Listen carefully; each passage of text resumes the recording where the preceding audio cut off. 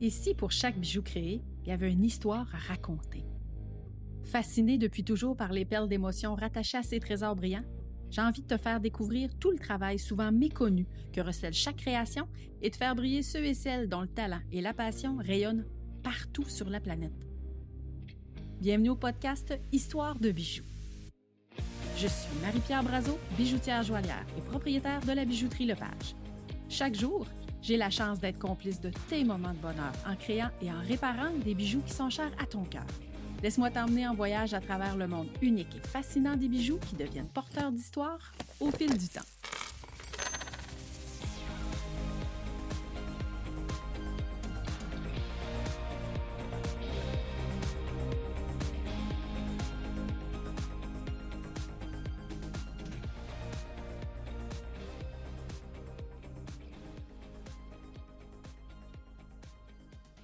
Aujourd'hui, au podcast Histoire de bijoux, j'ai envie de vous faire découvrir une personne dont la passion pour son métier a été marquante pour moi. Il a le privilège d'enseigner la bijouterie-joaillerie à la relève au Québec et il m'a enseigné il y a 20 ans passés. Yann Blanchette, bonjour! Bonjour Marie-Pierre. Ça va bien?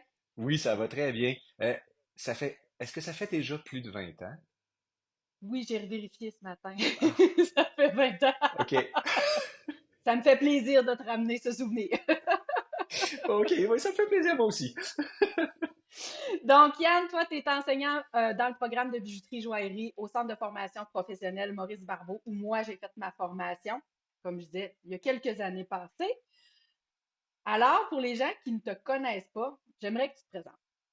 Ben écoute, oui, je m'appelle Yann Blanchet. Je suis enseignant à Maurice Barbeau depuis, en fait, je complète ma 22e année comme enseignant à Maurice Barbeau. J'ai commencé à enseigner là en 2020, en 2002, à l'automne 2002, donc en septembre 2002.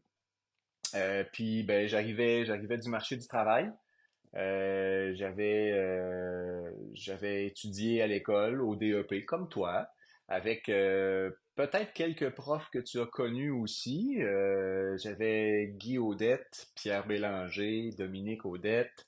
J'ai eu un petit peu aussi Michel Alain-Forgue comme professeur. Donc, mais j'ai diplômé, disons, en 97. Je suis rentré à l'école en 2000, Hmm, en 95, puis je suis sorti en 97. Voilà. OK. Et là, toi, tu me disais tout à l'heure, tu sais, quand tu as terminé ta formation, on s'entend, là, tu t'es pas enligné en enseignement immédiatement quand tu as terminé. Tu as commencé ton parcours dans les ateliers. Oui. Écoute, ça a commencé de façon un petit peu particulière. J'ai parlé de Guy Audette. J'avais un bon lien avec mes enseignants. Ça allait bien, moi, à l'école. Tu sais, c'était pas. En fait, j'avais fait un cégep déjà. Puis j'avais fait une demande d'inscription à l'Université Laval. Puis j'ai été accepté, mais j'ai fouillé. Comme on dit en bon français, j'ai fait non, c'est pas ça que je veux faire. Puis finalement, je me suis inscrit au DEP. Puis, puis c'est ça, à la deuxième année, à peu près autour du mois de novembre, environ en deuxième année, Guy passe à mon bureau, puis il dit, ouais, il dit, quand tu auras quelques secondes, il dit, il faudrait que je te parle un petit peu dans le bureau des profs. Fait que je finis ce que j'avais à faire, je m'en vais le voir dans le bureau des profs. Il me dit, écoute, je parle souvent de Guy Lepage, puis ben, il dit, il aimerait ça avoir quelqu'un avant Noël, puis il dit, j'ai pensé que ça pourrait être intéressant pour toi. Moi, je fais ni une ni deux. Je dis, ben oui, pourquoi pas. Fait qu'il dit, ben il t'attend tel moment. Puis je pense qu'il m'a même secoué parce que je pense que j'étais pas tout à fait prêt ou j'étais un petit peu bohème encore. Puis j'avais comme un petit peu oublié le rendez-vous. Puis je pense il habitait 2 rues derrière chez moi ou 3 rues derrière chez moi. Il était venu cogner à la porte puis il m'avait dit, hey, Lepage, il t'attend. Ah Alors, ouais, go! ouais, c'est ça. Fait que j'ai intégré l'atelier chez Lepage, qui travaillait avec sa fille sur la rue Maguire, qui avait elle aussi fait le cours en bijouterie. Puis, puis c'est ça. Fait qu'en novembre, je rentre chez Lepage, puis moi je lui dis, écoute, paye-moi pas, j'étais à l'école, tu sais, je suis là juste pour apprendre. C'est comme un stage. Ouais, c'est correct. Il dit, assis-toi là, ma fille va s'occuper de toi. Ça a commencé à peu près comme ça. Fait qu'on est en novembre septembre, octobre 96. Puis j'ai fait, à un moment donné, il disait, ben là, ce serait le fun que tu sois là un petit peu plus. Et puis, ben, toujours Guy, Odette, qui s'était occupé qui avait dit, bon, ben, là, je dis, hey, le page, j'aimerais ça m'avoir 2 jours par semaine, puis une journée la fin de semaine. Ben, il dit là, 2 jours par semaine, ça va être difficile un peu. Fait qu'il dit, ben écoute, je regarde ça. Puis avec l'école, on avait réussi à négocier que il y avait encore des cours, il y avait des cours de soir dans ce temps-là. Moi, j'étudiais de jour. Fait que le but, c'était de me libérer 2 journées. Fait que l'école avait dit, Mhm. OK, Yann pourra venir à l'école lundi, mardi, mercredi le jour, ainsi que jeudi soir, pour lui libérer. Fait qu'il pourrait faire la fin de sa formation en 4 jours pour lui libérer 2 jours, puis un vendredi soir si l'employeur a besoin de lui. On s'entend que la formation professionnelle, c'est pour envoyer des gens sur le marché du travail. Fait que, tu sais, il Mhm. pouvait dire à quelque part mission accomplie. Donc l'école on a négocié ça avec l'école. J'ai rien fait, là. C'est-à-dire que mon prof puis l'école se sont organisés pour Ils ont que négocié ils ont négocié pour que ça passe bien, entre donc eux. c'est ça. Donc je faisais 2 jours plus deux jours plus des fois le samedi chez Monsieur Lepage sur la rue Magloire. Puis le jeudi soir, ben le jeudi après-midi à 3h30, je ramassais mes affaires. Les cours commençaient à 3h30. Puis je me suis dit que Monsieur Lepage, il m'a regardé ramasser mes outils, puis il dit, tu te fais là. Ben, je dis, je ramasse mes outils, il faut que j'aille à l'école. Il dit, ben voyons, non, ça n'apprendra rien à l'école, là. Il dit, reste ici, tu vas en apprendre bien plus dans l'atelier. Fait que ça te donne une idée que le jeudi soir, j'arrivais à l'école, je voyageais en bus à l'époque, j'avais pas de voiture. Donc, j'arrivais à l'école à 4h30, 5h, 5h15 des fois, tu sais, puis je filais jusqu'à 9h30, la fin des cours. Mon Dieu, que j'ai connu cette charmante époque. Moi, je travaillais dans le jour jusqu'à 3 heures et à 3h30, j'arrivais à l'école. Jusqu'à 10h30 à peu près que les cours avaient lieu. Oui, Et là, moi, j'avais mes 5 jours de cours en plus du travail, puis je travaillais le samedi, dimanche. Donc, ma vie était infernale même à cette époque. ouais, oui, oui, ça donnait des horaires un peu capotés. Oui, oui, oui. Et dis-moi, au départ, quand tu as, tu sais, les bijoux dans ta vie, là, qu'est-ce qui a fait en sorte que tu as choisi ce métier-là, mis à part le fait que tu as choqué à l'université, mais Oui. qu'est-ce qui a fait en sorte que tu t'es dit, hey, moi, c'est là-dedans que je veux étudier, c'est ça que je veux faire? Écoute, j'ai toujours, mes parents, bon, ça me dérange pas de donner mon âge là. Je suis né en 1973, de parents étudiants et un peu granola. Donc chez nous, tout se faisait à la main. La bouffe, la cuisine, la cuisine, la bouffe, les vêtements, des meubles, des lampes, tu sais, un paquet de trucs que mes parents n'avaient pas les moyens nécessairement d'acheter tout neuf, fabriquaient, récupéraient, transformaient. Fait que j'ai toujours vu ça, un petit peu le travail manuel. Mon père et ma mère, toutes les deux faisaient de la couture, du tricot. Mon père s'amusait à faire du crochet. Il bricolait des lampes, toutes sortes de bébelles.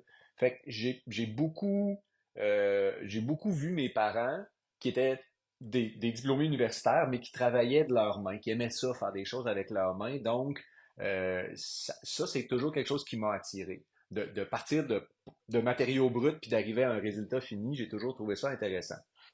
J'ai OK. eu un jouet quand j'étais petit, c'était des Lego. Fait que suivre des plans, assembler des pièces ou triper à faire de la sculpture en Lego, pas de plan, avec rien, c'était un plaisir pour moi. Le samedi matin, je me réveillais de bonne heure, puis j'ouvrais mes Lego, puis je brossais de la boîte de Lego, puis je m'amusais. Fait que les premiers bijoux que j'ai faits, mes parents portaient pas beaucoup de bijoux, mais ma mère a eu à ma naissance une bague avec une belle grosse pierre de lune dessus, puis j'ai toujours trouvé belle cette pierre-là, ça m'a toujours fasciné. Puis ensuite, je te dirais que à un moment donné, pour une raison XY, ma mère fait de la soupe et il y a des os qui sont là, mais ils sont propres, propres, propres, propres, propres, et la soupe a cuit très longtemps. Et je dis, hey, peux-tu me le garder, cet os-là? Et avec ce morceau d'os-là, je me suis fait une bague. Donc, OK. la première bague que j'ai fait, c'était un morceau d'os qui venait de la soupe ou d'un rôti de palette, quelque chose comme ça, puis que j'ai transformé en bague. Tout croche, faite avec une lime de quincaillerie, puis des papiers sablés que je trouvais, puis que j'essayais d'aller au plus fin, mais on trouvait pas encore du très très fin, là. Fait que c'était un peu brut, mon affaire, mais je la portais fièrement. Puis Mhm. j'ai un ami qui me dit, hey, c'est le fun ça, j'aimerais ça moi. Fait que, il m'a refilé une pièce un morceau d'andouillé, de la corne de caribou. C'était un copain qui était archéologue OK. puis qui avait voyagé dans le nord. Puis il m'a donné un bout d'andouillé puis il dit, je te donne ça, mais tu me fais une bague avec. Fait que j'ai fait un jonc à lui aussi. Puis là, ben, tu sais, la mienne était ordinaire un peu. Fait que là, je voulais ajouter un petit quelque chose sur la sienne. Fait que j'ai fait une rainure dans le milieu. Puis j'avais un ami qui était en train de faire son cours de lutherie. Fait qu'il commençait à travailler les bois exotiques. Puis à un moment donné, je voyais de la poussière rouge traîner sur son. Il y avait un bois rouge, là, vraiment particulier comme couleur. Fait que je disais, hey, tu fais quoi avec cette poussière-là? Ben, tu fais rien. Fait que moi, j'ai essayé, j'ai dit, hey, je vais mélanger ça avec de la colle, puis je vais aller remplir la petite groove que j'ai faite avec une petite lime fine. Fait que j'ai réussi à faire une belle ligne rouge sur son jonc en os. Puis ensuite, mon père, il dit, hey, c'est le fun ce que tu fais. Fait que là, ben, j'ai fait une bague pour mon père. Puis là, ben, j'allais de un petit peu plus en un petit peu plus. Fait que là, mon père, ben là, la Uh-huh. bague, fallait qu'elle soit ronde. Là, je voulais, ouais, c'est beau de l'os, mais ce serait le fun d'avoir une incrustation de quelque chose. Fait que mon copain qui avait commencé à faire son cours de lutherie, je disais, hey, t'aurais pas ça des retailles de bois? Fait que il y a trois, quatre petites grenouilles d'ébène qui traînaient sur son bureau. Il dit, amuse-toi avec ça. Fait que j'ai transformé les petites retailles d'ébène en un petit point rond, puis deux petites flèches noires comme ça avec l'intérieur un petit peu en arrondi, puis j'ai réussi à creuser dans l'os pour être capable de les rentrer là-dedans. Tu sais, j'ai fait un petit peu comme des cabochons légèrement, puis j'avais réussi à les Uh-huh. incruster là-dedans. Puis quand j'y ai donné ça, il a dit hey, wow, ouais, t'es habile, il y a combien de temps là-dedans? Je dis ben là, je sais pas. Je les ai pas comptés. Puis quand je faisais ça, je voyais pas le temps passer. Mais pas du tout. Fait que Mhm. ça m'a donné un peu la piqûre. Ensuite, ben là c'est bien beau, mais à un moment donné, tu veux travailler du métal.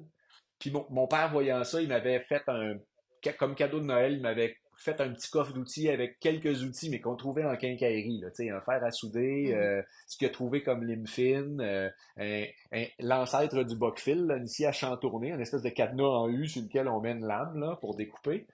Fait que c'est avec ça que j'ai travaillé un peu et sa bague à lui, parce qu'il me l'a offert avant que je trouvais que c'était un bel échange de se faire une bague en échange du coffre d'outils. Mhm.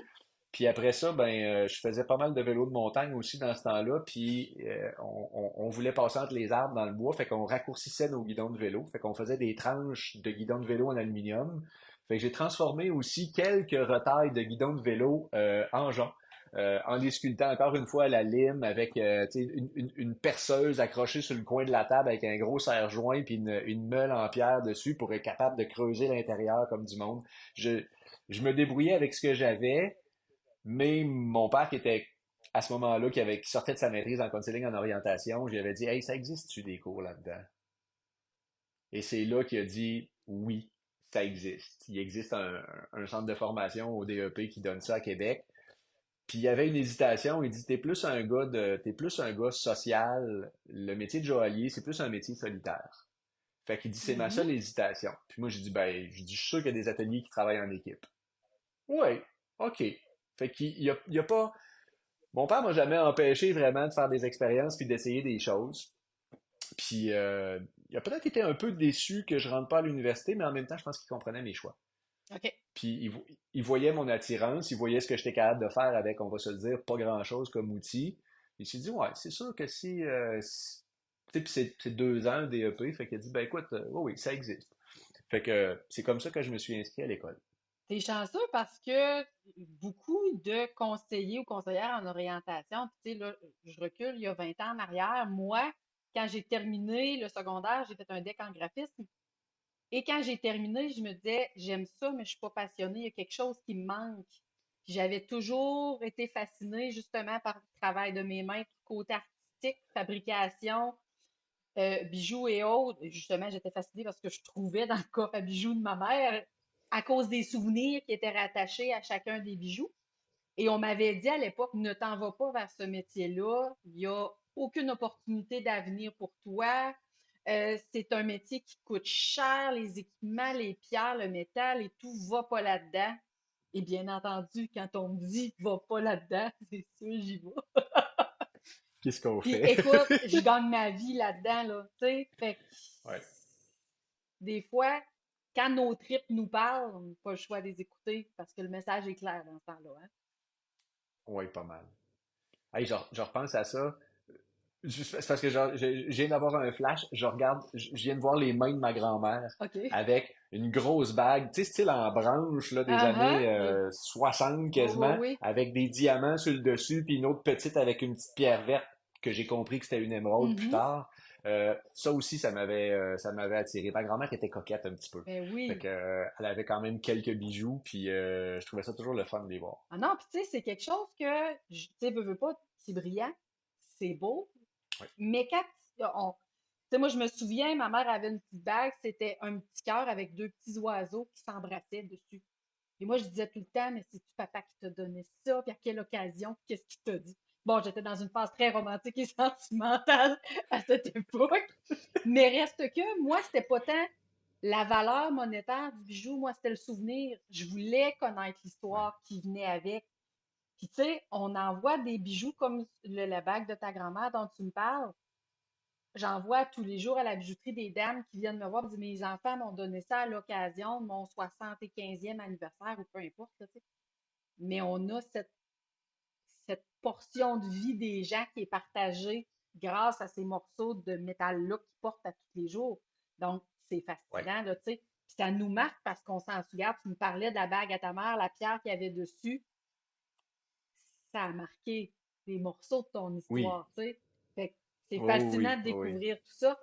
Et là, toi, à partir du moment où tu as fait ton intégration dans le cours, tu sais, ça s'est bougé, tu es allé en atelier après ça.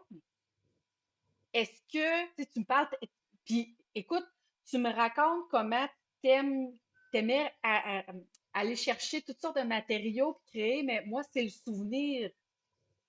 Moi, c'est le souvenir du Yann Blanchette, mon professeur, qui essaye toutes sortes d'affaires, puis qui assemble, puis pendant que nous, on faisait nos travaux, toi, installé à ton bureau, en train de travailler quelque chose. Ah oui, là, j'ai récupéré telle pierre ou j'ai telle chose. Puis moi, c'est le souvenir. C'est Yann. C'est ça, je voyais. OK.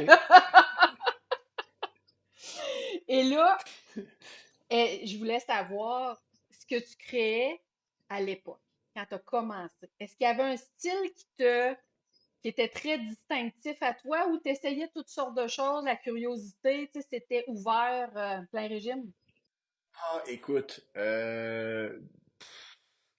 c'était d'essayer, tu sais, c'était de voir le temps que ça prenait d'arriver à une forme avec un matériau brut, que ce soit l'os, que ce soit tu sais, si on retourne à cette époque-là, Mhm. là, c'était long.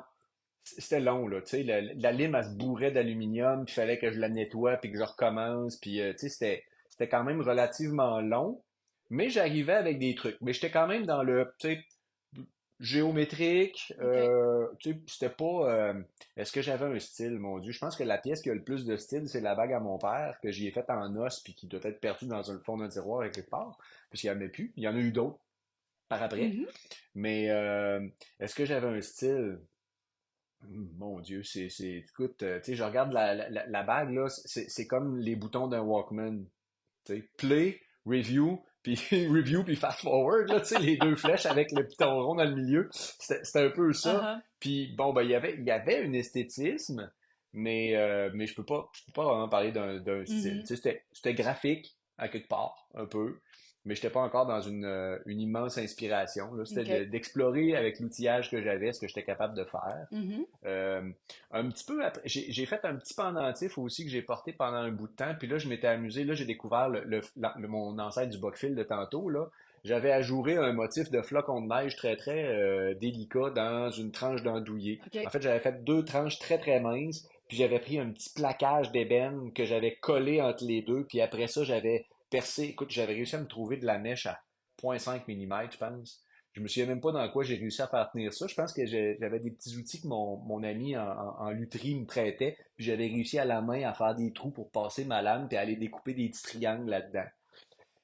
Il n'y avait pas de dessin J'avais fait un dessin un peu, mais j'avais aucune technique pour le transférer sur Mhm. cette pièce-là. Je pense que j'avais réussi à le coller, puis je suivais les traits au plomb comme je pouvais. Là, tu sais, on sait qu'à force de passer le doigt sur du plomb, à un moment donné, on ne voit plus grand-chose. Là. Fait que j'avais réussi à faire de quoi avec ça. Je pense que je l'ai encore quelque part dans mon atelier, ce petit bijou-là. Là, ben quoi, c'était géométrique. On aurait pu dire que ça faisait penser à certains. Tu sais, il y en a qui me disaient, écoute, c'est quoi, c'est-tu un calendrier aztèque, tu sais? Fait que j'avais un trip quand même un peu, puis je dis aztèque parce que j'aimais beaucoup, j'ai toujours beaucoup aimé l'histoire. OK? Euh, Plus jeune, je pense que j'aurais aimé ça être archéologue.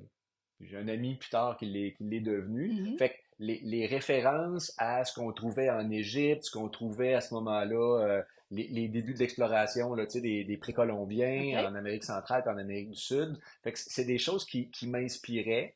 J'aimais beaucoup les reportages de National Geographic. Fait que quand je découvrais des trucs sur des civilisations anciennes, ça venait toujours m'inspirer. Fait que les sources de base étaient peut-être un peu là, mais fallait chercher en regardant ce que je faisais pour les trouver, là.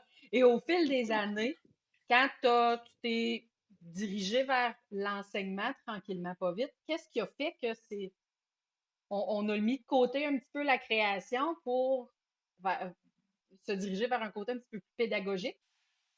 Écoute, tu sais, ça c'est moi mon chemin dans la bijouterie, je peux pas dire qu'il était tracé, mais je peux pas dire que j'ai eu à faire d'énormes choix, OK? entre guillemets.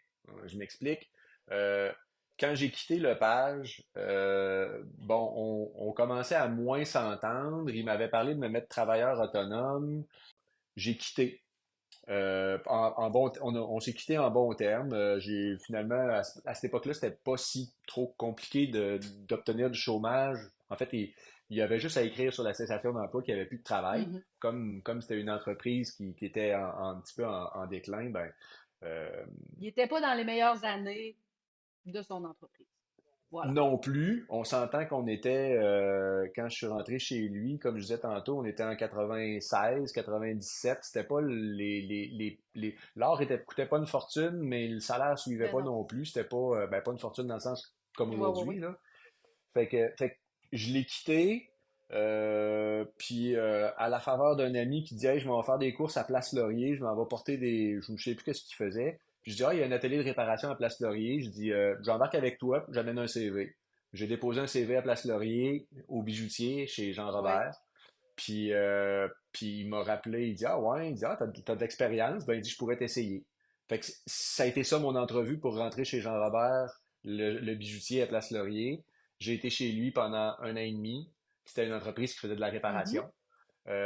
Essentiellement, on avait, je pense, que c'est 95% du chiffre d'affaires de la compagnie, c'était de la réparation. On était ouvert C'est sur le vitré, oui. couloir, donc les gens, tu te Ben, c'est souviens? parce que moi, je travaillais pour une boutique avant de travailler pour la chaîne de bijouterie Webster au début de ma formation en bijouterie-joaillerie. Je travaillais deux boutiques plus loin. Fait que moi, quand je venais travailler, écoute, je faisais du lèche-vitrine, je regardais dans la vitre de l'atelier Jean-Robert. Fait que t'es en train de me dire qu'on s'est croisés avant que tu sois à l'école, puis moi Ça, aussi. ouais, ça se peut fort bien. Ça se pourrait. Fait que c'est ça, j'ai fait. Ben moi, j'étais dans un garde-robe en arrière, là. Je dis OK. un garde-robe, c'était vraiment pas plus grand qu'un garde-robe. Mhm. J'avais un horaire de 30 heures. Je faisais à peu près 10 heures de réparation de chaînes et de boucles d'oreilles, puis une vingtaine d'heures en polissage pour les joailliers qui réparaient. Il y avait deux gars qui OK. réparaient. Quand moi, j'étais au polissage, il y avait une fille qui prenait la relève sur la soudure en fait, qui prenait la relève. Moi, je prenais la relève une journée et demie par semaine parce que c'est elle Mhm. qui le faisait le plus souvent qu'autrement, puis moi, je faisais du polissage surtout. OK. Fait que je suis rentré chez Jean-Robert comme ça. Après ça, après un an et demi, ben, je recroise un de mes anciens profs qui me dit ouais, puis ouais, ça date, t'es au bijoutier, comment ça va, nanana. Puis je fais comme ouais. Il dit ah, je dis ben, tu sais, je dis, c'est de la réparation, c'est cool là, mais tu sais, plus j'explique un peu qu'est-ce qu'on fait, puis où est-ce que je suis rendu, puis il dit ben écoute, il dit c'est peut-être une place, il dit c'est spécial un peu comme place là, mais il dit la bijouterie Savard cherche quelqu'un. Je dis ah, c'est qui ça? Ben, il dit, ils sont sur le chemin Saint-Louis, à Sillery, ils ont une belle clientèle, là, puis ben, ils ont un atelier. Il dit, moi, j'ai déjà travaillé là un été, là. Il dit, en tout cas, il dit, si tu as le goût d'aller les voir, tu sais qu'ils cherchent quelqu'un. Hmm. Ça tombe pas dans l'oreille d'un sourd, hein? Je t'ai J'étais en congé le entendu. lundi, je t'ai entendu. J'étais en congé le lundi, fait que j'étais ni une ni deux le lundi, je prends rendez-vous. Je les appelle pendant mon heure de dîner, cabine téléphonique avec des 25 sous, là, pas de téléphone cellulaire dans ce temps-là. Euh, puis, euh, puis je les appelle, puis on se donne rendez-vous, puis je m'en vais visiter l'atelier, puis passer l'entrevue avec surtout la chef d'atelier, parce que c'est elle qui me fait visiter pendant que la patronne est occupée avec des clients. Quand la patronne regarde mon CV, puis qu'elle voit que j'ai de l'expérience, puis que j'ai travaillé pour Monsieur Lepage, qu'elle connaît, Elle dit, ben, quand est-ce que tu es prêt à commencer? Fait que, tu sais, ça a été tracé un peu comme ça.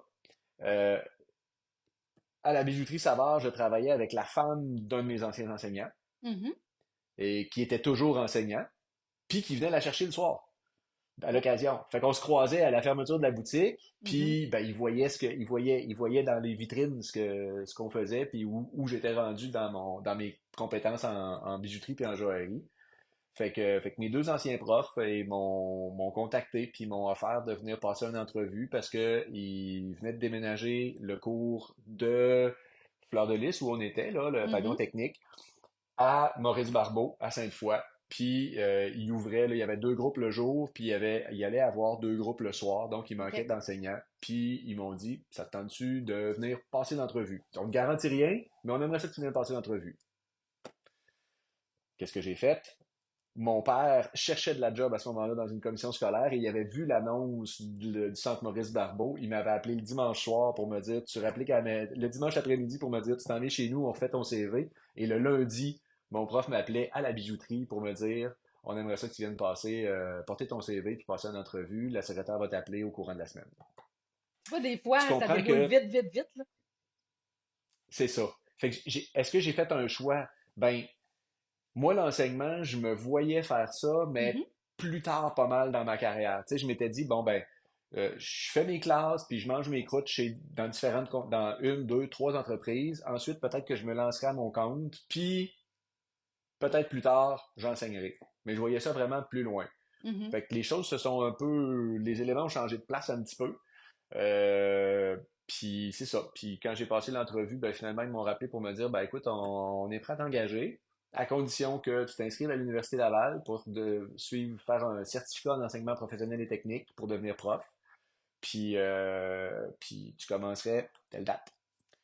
Je Fait me que souviens que tu finissais, je pense, je me demande si c'était quand moi j'ai fait ma dernière année, je pense que tu finissais ou tu étais proche de finir tes derniers cours à l'université à l'époque. écoute, ça m'a pris 4 ans et demi. Ça m'a pris 4 ans et demi faire un OK. certificat à temps partiel, on s'entend. Uh-huh. J'ai eu la chance, en rentrant à Maurice Barbeau, on m'a dit, t'as un groupe de soir, t'as une tâche à 100%. Euh, J'avais des amis qui étaient déjà rentrés en enseignement au collégial, en maths ou en français, puis c'était pas les conditions qu'on leur offrait d'entrée de jeu, là. Ils ont été à temps partiel pendant un petit bout. Moi, on m'offrait une job à temps plein tout de suite. Puis quand on m'a montré le salaire, j'ai fait comme ah oui, ok. Ben ça vaut la peine de s'inscrire à l'université puis d'aller se former pour devenir enseignant. Ben, Fait que coudonc. tu sais, en fait, j'ai juste pas dit non Mhm. aux offres qu'on m'a faites, qui se sont présentées à des moments vraiment intéressants. Chez Savard, ça faisait 3 ans, un peu plus que 3 ans que j'étais là. J'étais encore bien, mais je trouvais que je gagnais pas encore ma vie trop fort. Évidemment, j'avais réussi à finir de rembourser mes prêts étudiants, puis tout ça, c'était derrière moi.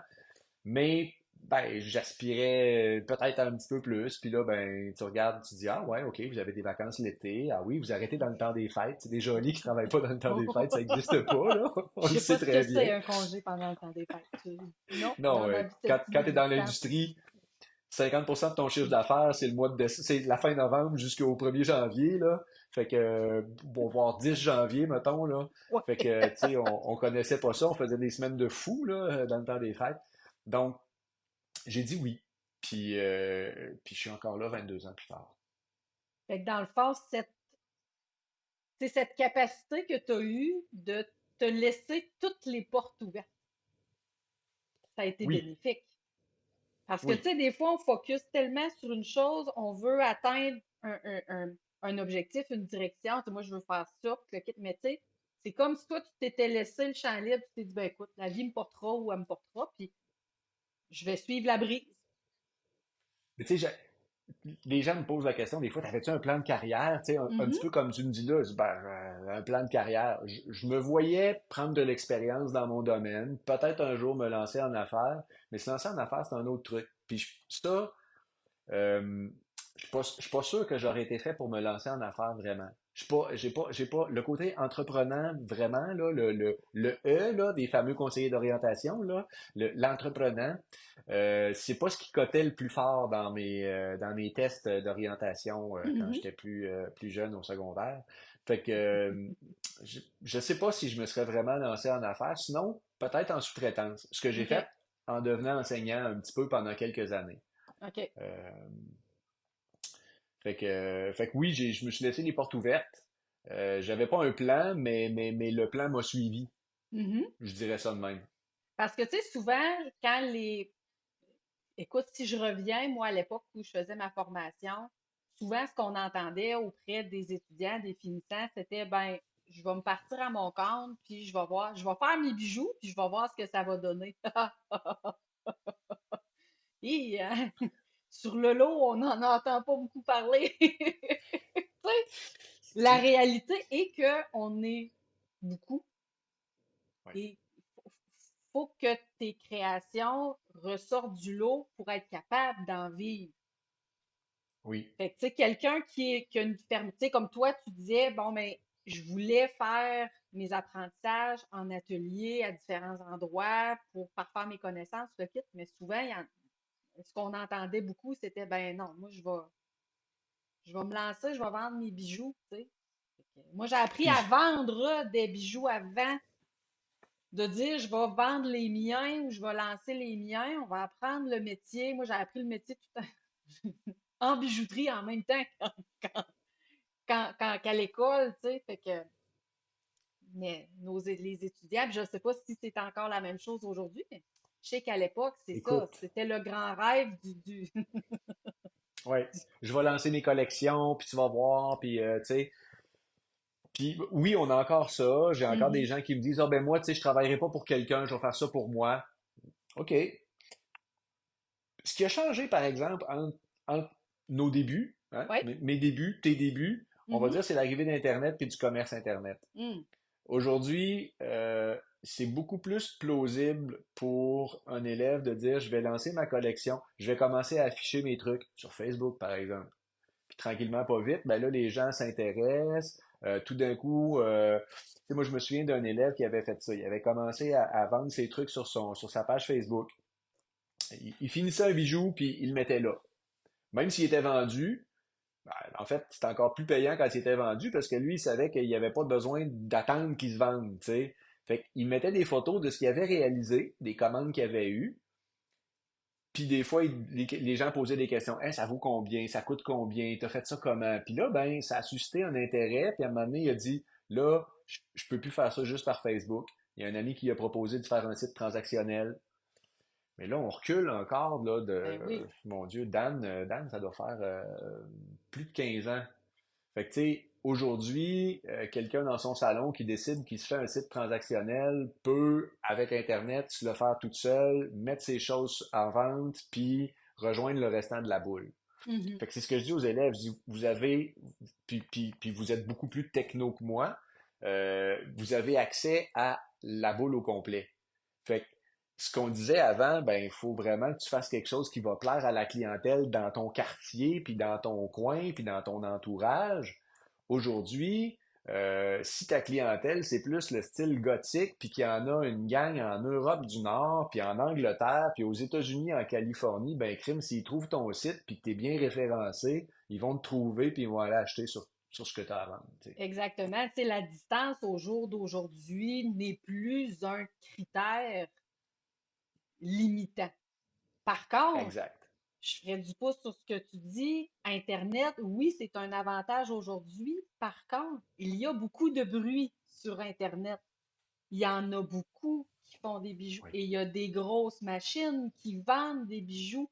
Donc, pour que toi, ton bijou ressorte davantage que celui de quelqu'un d'autre, faut que tu cries fort en tabarouette parce que, tu sais, tu peux t'époumoner, là, avant que Ça, soit oui. vu puis que ça soit rentable. Parce que, tu Ça a les sais, défauts ça a les défauts de ses qualités. exactement, parce que c'est pas parce que tu mets un site en ligne que tes bijoux, ça va être les plus beaux bijoux de la Terre. Ça veut pas dire que tu vas entendre la sonnerie de la notification qui est vendue. Vous avez une commande, Effectivement. ching! Tu sais? Fait que c'est ça, là. Oui, ça nous permet de nous se mettre en vitrine sur la boule, mais ça permet à tout le monde de se mettre en vitrine sur la Ben boule. oui. Fait que ça fait le magasin de bonbons pas mal plus grand pour tout le monde. Il y a beaucoup plus de choix de couleurs et de saveurs. Exact. Puis ben, des fois, je dis aux élèves, tu sais, inventer la roue dans un métier qui a au-delà de 7000 ans d'histoire, il y a des symboles qui ont été pris et repris et revus et refaits des centaines, voire des milliers, voire des dizaines de milliers de fois, tu sais, Mhm. réinterpréter des trucs.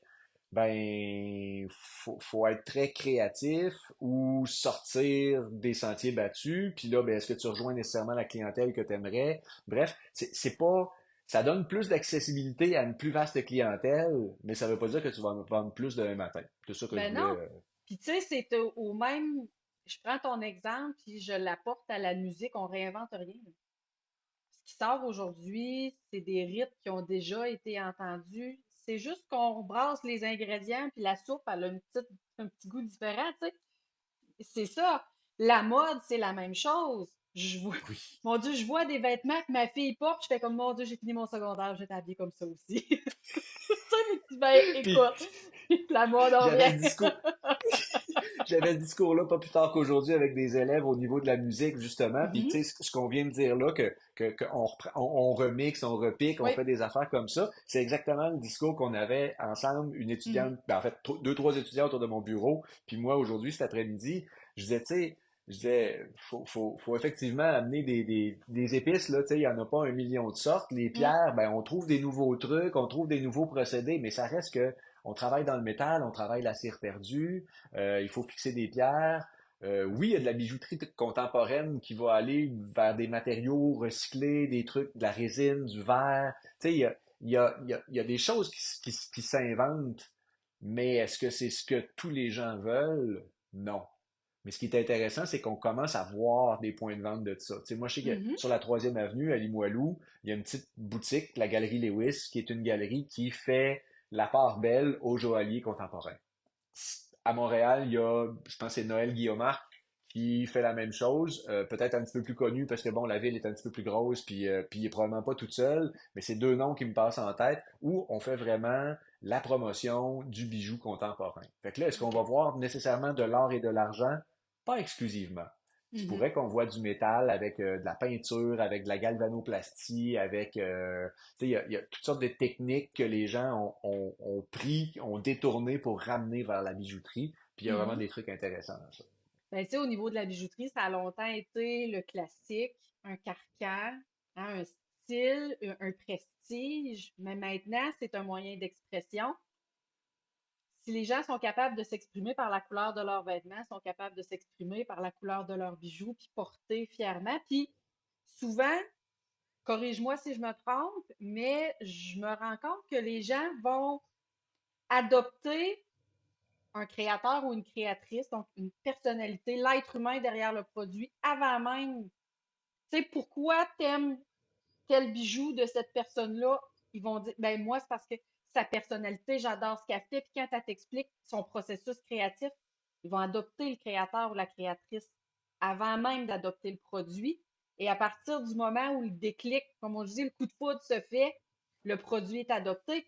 Je discutais avec ma dernière invitée, Caroline Arbour, mon avant-dernière invitée, pardon, Caroline Arbour, puis elle, c'était ça, elle dit les gens, à force de discuter, un coup de foudre, et à un moment donné, oh, un produit, deux produits, trois produits, et à un moment donné, ben, ils ont une collection de produits. Tu sais, fait que, je sais pas, toi, ton avis à propos de tout ça, mais. Ben écoute, je te corrigerai pas parce que je suis entièrement d'accord avec toi. Premièrement, Caroline est un exemple magnifique de ça. Tu sais, j'ai mémoire, dans l'entrevue que tu as faite avec elle que j'ai écoutée, tu as parlé de son fameux scarabée, le Mhm, gros mhm, géant que tu avais vu qui avait été oui, émaillé pendant son stage chez Monsieur ouais, Bizier.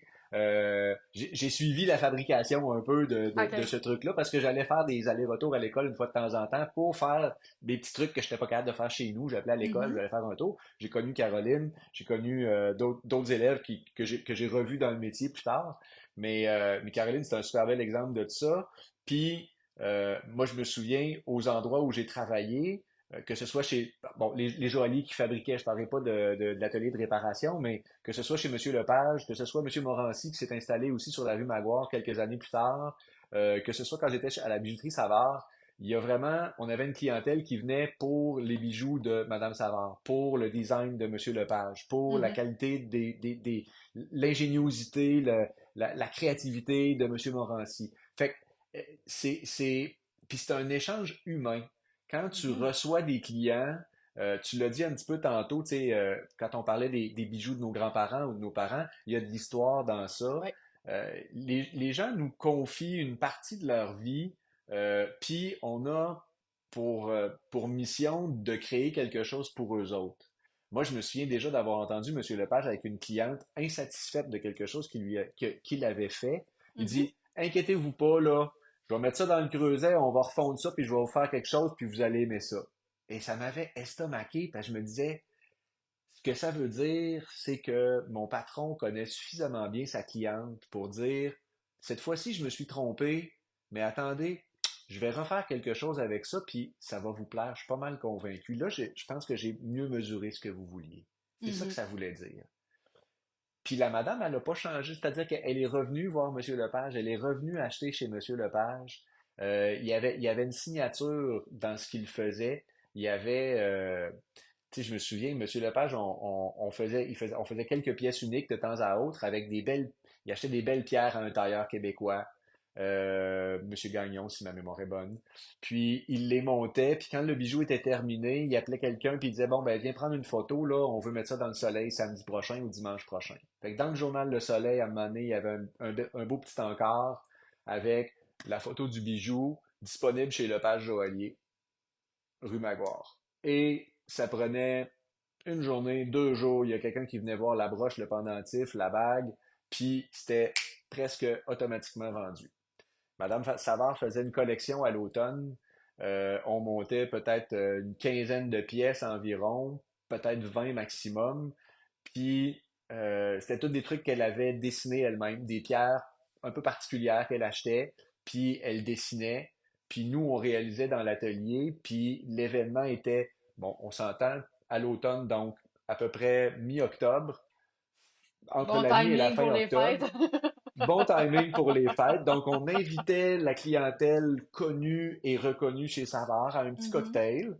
Et c'était comme un petit vernissage. Donc, les bijoux étaient présentés dans une des vitrines. Ça permettait aussi aux clients de voir les autres bijoux qui avaient été réalisés, les autres fabrications. Mais ce soir-là, je te dirais, je pense qu'il y avait le tiers ou la moitié de la collection qui était déjà vendue.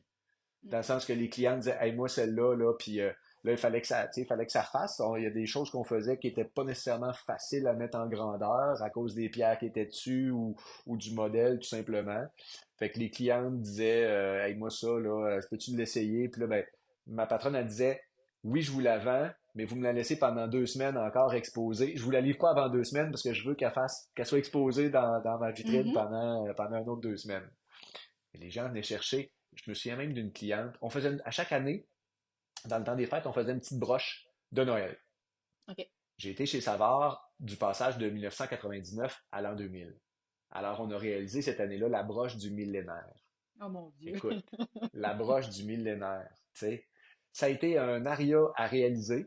C'était simple, mais il fallait pouvoir en sortir plusieurs. Donc, on allait par Ah reproduction. C'était XX1. C'était ça, la broche. C'est pas compliqué, là. C'était 21 en chiffre romain. ah. OK? Mhm. Mais il fallait pas que ça soit trop lourd. On avait un prix. On en a vendu plus d'une centaine dans le temps des fêtes. Aïe, aïe, aïe. C'était hallucinant de les voir sortir. On disait, mais crime, qu'est-ce qu'on a, tu sais, qu'est-ce que vous avez fait, Madame Savard? Ben, j'ai eu du flair. J'ai créé un monstre. Puis il y a des clientes qui disaient, ben moi, j'ai la broche de Noël depuis, ça fait 10 ans que j'achète la broche de Noël, puis celle-là, pour le millénaire, je pouvais pas la manquer.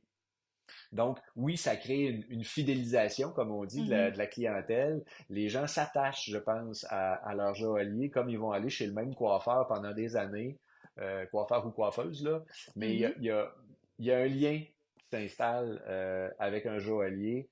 Je pense que c'est pas pareil comme aller dans une boutique qui vend des bijoux. Oui, on a un lien de confiance, on va y retourner, mais un joaillier qui crée une pièce unique pour soi, ça amène un petit quelque chose de plus, je crois. Ben oui, puis en même temps, c'est que moi, je te dirais, tu sais, je le vois beaucoup en boutique ici. Les gens on réussit à leur expliquer, que ce soit pour une réparation ou une création, on arrive à mettre des mots souvent sur l'idée qu'ils ont en tête. Des fois, on est obligé de calmer l'idée qu'ils ont en tête parce que c'est comme infaisable.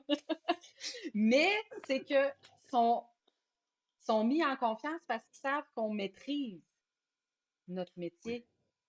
Tu sais, quand tu dis à un client, si on procède de telle façon pour faire votre bague, si elle a une forme XY, vous pouvez avoir une problématique qui va venir avec aussi ça. Donc, êtes-vous prêt à, ou bien on regarde pour une autre façon. Fait que le fait qu'on connaisse les problématiques, qu'on connaisse les méthodes, les façons de faire, les techniques, fait en sorte que la personne qui arrive en avant de toi dit, hey, je sais que je confie mon bijou, la fabrication, quelque chose d'important à quelqu'un qui sait de quoi il parle. Ça fait toute Un la lien de différence. confiance. Exactement. Tu vas aller dans n'importe quel commerce de n'importe quel type de produit ou service. Si la personne qui est devant toi ne te met pas en confiance par ses compétences, écoute, tu te Ça tournes et passe tu pas. repars et tu n'y retournes pas. Donc, le lien Mm. de confiance, tu sais, t'auras beau avoir le meilleur service à la clientèle enregistré au téléphone, mais Dieu sait qu'on est heureux de parler à quelqu'un quand on a des questions. Donc, d'avoir justement ces réponses-là, les gens me disent souvent, j'aime ça être fixé. J'aime ça avoir l'heure juste. Savoir que oui, Ouais. je te laisse ça entre les mains, je suis en confiance, j'ai pas à m'inquiéter. Fais ce que tu as à faire, tu connais ta job, ma fille. Ça, là, je l'entends, là, mais ça me fait rire. Mais je me dis, ben oui, c'est vrai, je la connais, ma job, tu sais. C'est ça. Fait que je nous ramène au niveau de l'enseignement. Parce que hein, nous autres, on part dans Oui, plein oui, de oui. directions. Tu le savais de toute façon, hein? Exactement. Qu'est-ce que tu aimes le plus enseigner? Parce que, tu sais, au fil des années, là, depuis tes débuts en enseignement jusqu'à aujourd'hui, tu as eu à enseigner des techniques, toutes sortes d'affaires. Mais qu'est-ce qui te fait Ouais. triper encore le plus à ce jour? Écoute, le plus, c'est difficile à dire. Après 20 ans, là, Mhm. c'est un petit peu plus difficile à dire. J'ai toujours eu des coups de cœur pour les pierres. Donc, c'est sûr que, puis j'en ai fait, là, à la bijouterie Savard, j'ai commencé vraiment à développer plus mes compétences en sertissage. Puis j'en ai fait un petit peu en sous-traitance aussi pendant quelques années pour euh, une boutique en particulier, mais des fois quelques autres autour. Des fois des anciens élèves qui contactaient puis qui disaient Hey, j'aurais un beau contrat, mais je suis pas sûr de. Tu sais, il y a une belle pierre à sertir, puis je me sens pas à l'aise. Puis fait que c'est arrivé des fois, je dis ben leur refuse pas le contrat, puis appelle-moi quand tu l'as, puis montre-moi ça, on regardera, je te coacherai ou je te le ferai, ou tu sais. Mhm. Fait que c'est sûr que ça m'a drivé pendant longtemps. J'aime encore les pierres, j'en ai encore, j'aide encore à en poser, je trouve ça toujours agréable, ça me fascine toujours, mais je suis aussi beaucoup un travailleur dans le métal. J'ai toujours OK. aimé la mise en forme de métal, je me suis un peu intéressé à l'orfèvrerie, fait que tu sais comment, quand on dit que le métal c'est de la pâte à modeler, j'ai fait quelques essais en orfèvrerie, des petits vases puis des petits trucs comme ça en feuilles de cuivre pour comprendre un peu plus comment que ça se déplaçait le métal. Fait que puis ça m'a amené à des découvertes un petit peu. Euh, Mais tu as puis, toujours puis été avec hyper l'école, curieux, toi, là. oui, oui. Oui, oui, c'est Oui. ça. C'est nouveau. Oui, oui. Oui. Il y a des affaires qui m'attirent moins. Tu sais, je veux dire, ça m'attire, mais j'ai pas autant d'acquaintances. Sauf que quand je commence puis que je pogne le goût, tu sais, le dessin assisté par ordinateur, j'ai pas eu une immense piqûre. Mhm. Mais je m'y frotte pareil parce qu'il y a quelque chose là-dedans qui m'intéresse quand même, tu sais. Mais je suis un plus grand, je suis plus avec le métal. Moi, taper sur du métal pour le mettre en forme, ça me fait triper. Fait que quand à un moment donné, je voyais sur Internet, j'étais capable de trouver des livres, les publications Bryn Morgan Press, j'ai de la misère à le dire, avec soit Tim McRae, soit euh, Charles Newton Brain, qui ont publié des ouvrages sur récemment le fold forming, le formage anticlastique, des affaires un peu weird qui t'amènent plus vers la sculpture métallique un petit peu, mais qui amène vraiment à travailler la matière en feuille d'une façon qui est complètement différente de ce qu'on connaissait, qui est pas du tout le travail de la cire perdue. On est vraiment avec le marteau sur Mhm. une enclume, des formes, de la mise en forme de métal en feuille, des choses comme ça. Des techniques anciennes. Je me suis frotté un petit peu avec les techniques de Kumbo, l'application d'or pur sur l'argent, que j'ai beaucoup aimé. J'ai fait quelques pièces qui en comportaient, puis comme j'en porte une, à un moment donné, les élèves, j'ai un bracelet sur lequel il y a une petite bande de Kumbo. Les élèves posent des questions. Est-ce que tu pourrais nous montrer comment? Puis à un moment donné, il a commencé. Au début, il y avait peu de publications, c'était du bouche à oreille, puis c'était les anciens profs qui me disaient, ben oui, ça existe, ben tu fais à peu près de même, puis tu fais ça comme ça, puis à un moment donné, ça va coller, puis fait que tu sais, à force d'entendre des choses comme ça, quand j'ai découvert qu'il y avait de la documentation, moi j'aime lire. Puis comme tu dis, je suis très curieux. Fait que quand j'ai découvert qu'il y avait des publications, je dis OK, je vais approfondir le sujet. Fait que à l'école, on avait des budgets pour acheter des livres, puis pour, tu sais, nous, aller chercher plus de connaissances dans notre domaine. Fait que j'achetais des livres, puis je les mangeais. Puis, en fait, ça a été ça un petit peu au début Mhm. quand je suis arrivé à l'école comme prof, ma crainte, c'était de pas avoir assez d'expérience dans le domaine. Puis mes profs ont dit, ben regarde, il y a toute la bibliothèque ici en arrière que tu peux dévorer à ta guise. Je voyageais en autobus de soir, donc j'empruntais un livre, je le ramenais le lendemain, puis je repartais avec le soir, puis je le rappelais. Fait que, tu sais, je faisais des allers-retours avec Ben des oui, bouquins c'est que je enrichissant. dévorais. Des Exactement. kilomètres Que, enrichissants. Tout à fait. Tu sais, comme tu dis, ma curiosité a toujours été là. Fait que j'ai approfondi un peu ces techniques-là. Je me déclare pas maître dans rien de ça, aucunement.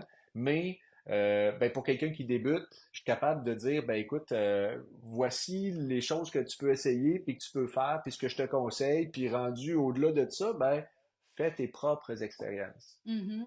Puis, fait que ça me permettait de les guider.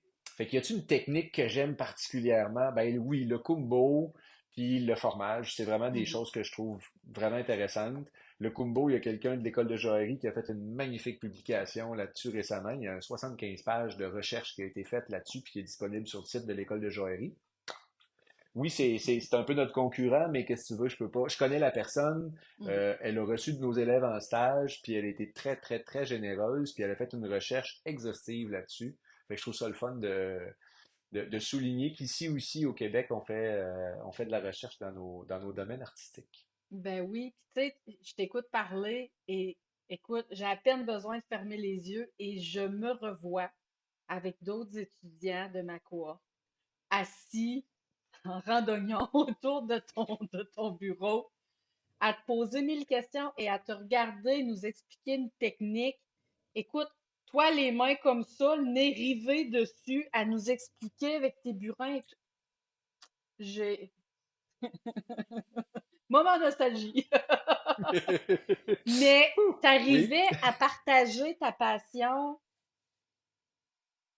ta curiosité, tu nous rendais curieux de découvrir comment ça se faisait, puis tu sais, ton ouverture sur ce qui se faisait dans le métier. En tout cas, à l'époque, c'était ça, puis je suis convaincue, je t'écoute parler, puis je me dis, c'est encore ça qui l'allume beaucoup, beaucoup. Mais tu as une facilité à piquer notre curiosité sur qu'est-ce qui se fait, comment ça se fait, puis tu l'essayes, tu te mets main dedans pour le faire, pour voir, parce que ça te fascine aussi, encore aujourd'hui, tu sais, fait que c'est le fun.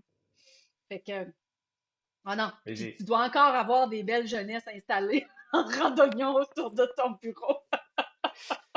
j'ai besoin de comprendre. Puis Mhm. pour comprendre à mon goût, j'ai besoin de l'essayer. OK. Fait c'est ce qui fait quand tu mets les mains dedans que tu viens qu'à comprendre différentes affaires. Puis oui, j'aime ça partager. Mhm. J'ai toujours aimé ça partager. Tant mieux, je le reçois. Là, écoute, je mets ça sur la petite poche du cœur, comme on dit. Là, c'est un beau compliment que tu m'envoies. Euh, oui, je suis quelqu'un de passionné de mon métier, mais je pourrais, tu sais, je veux dire, en fait, on m'a dit ça quelques fois dans ma vie. Quand tu parles de quelque chose, on sent que ça t'anime. Puis la Oui. bijouterie, ben, ça fait plus de 30 ans que ça m'anime. Mhm. Fait que c'est sûr que j'en parle encore avec passion beaucoup. Puis, en fait, j'ose espérer que c'est un petit peu pour ça que je suis devenu enseignant puis que j'y suis encore. Tu sais, j'ai vu quand même plusieurs autres personnes s'essayer à l'enseignement en bijouterie, puis des gens qu'on avait diplômés, qui avaient étudié soit avec nous, avec moi, ou qui m'avaient eu comme prof, puis qui sont venus faire du remplacement un petit peu, puis qu'à un moment donné, on les a rappelés pour dire, hey, on aurait peut-être l'ouverture, puis on fait comme, non, merci, pas pour moi. Mhm. Non, c'est Euh, pas donné à tout le monde, tu sais. Enseigner, ben, il y a la partie de transmettre ce qu'on connaît, ce qu'on sait, mais il y a toute la partie gestion en arrière. Il faut comprendre que le temps qu'on est en atelier avec les élèves, c'est à peu près la moitié de notre tâche Mhm. annuelle. Euh, Fait qu'il n'y a pas juste ça. Puis ça vient avec un paquet de gestion en arrière. Puis aussi, ben, c'est des rencontres humaines là aussi. Euh, je vais souvent dire, on peut pas faire cette formation-là, donc embrasser ce métier-là sans être transformé Mm.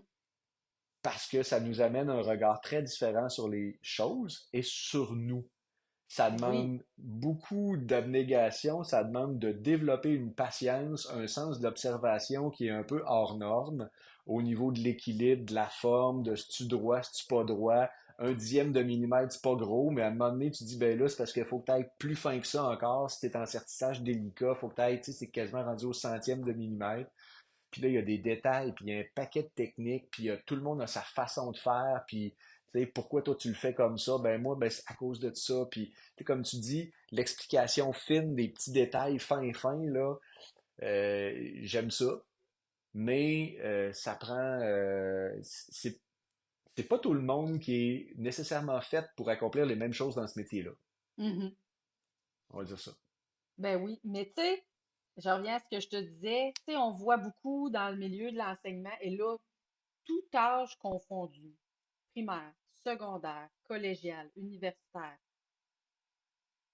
On se souvient beaucoup, si on revient dans nos parcours respectifs, on se souvient des profs blasés par leur métier.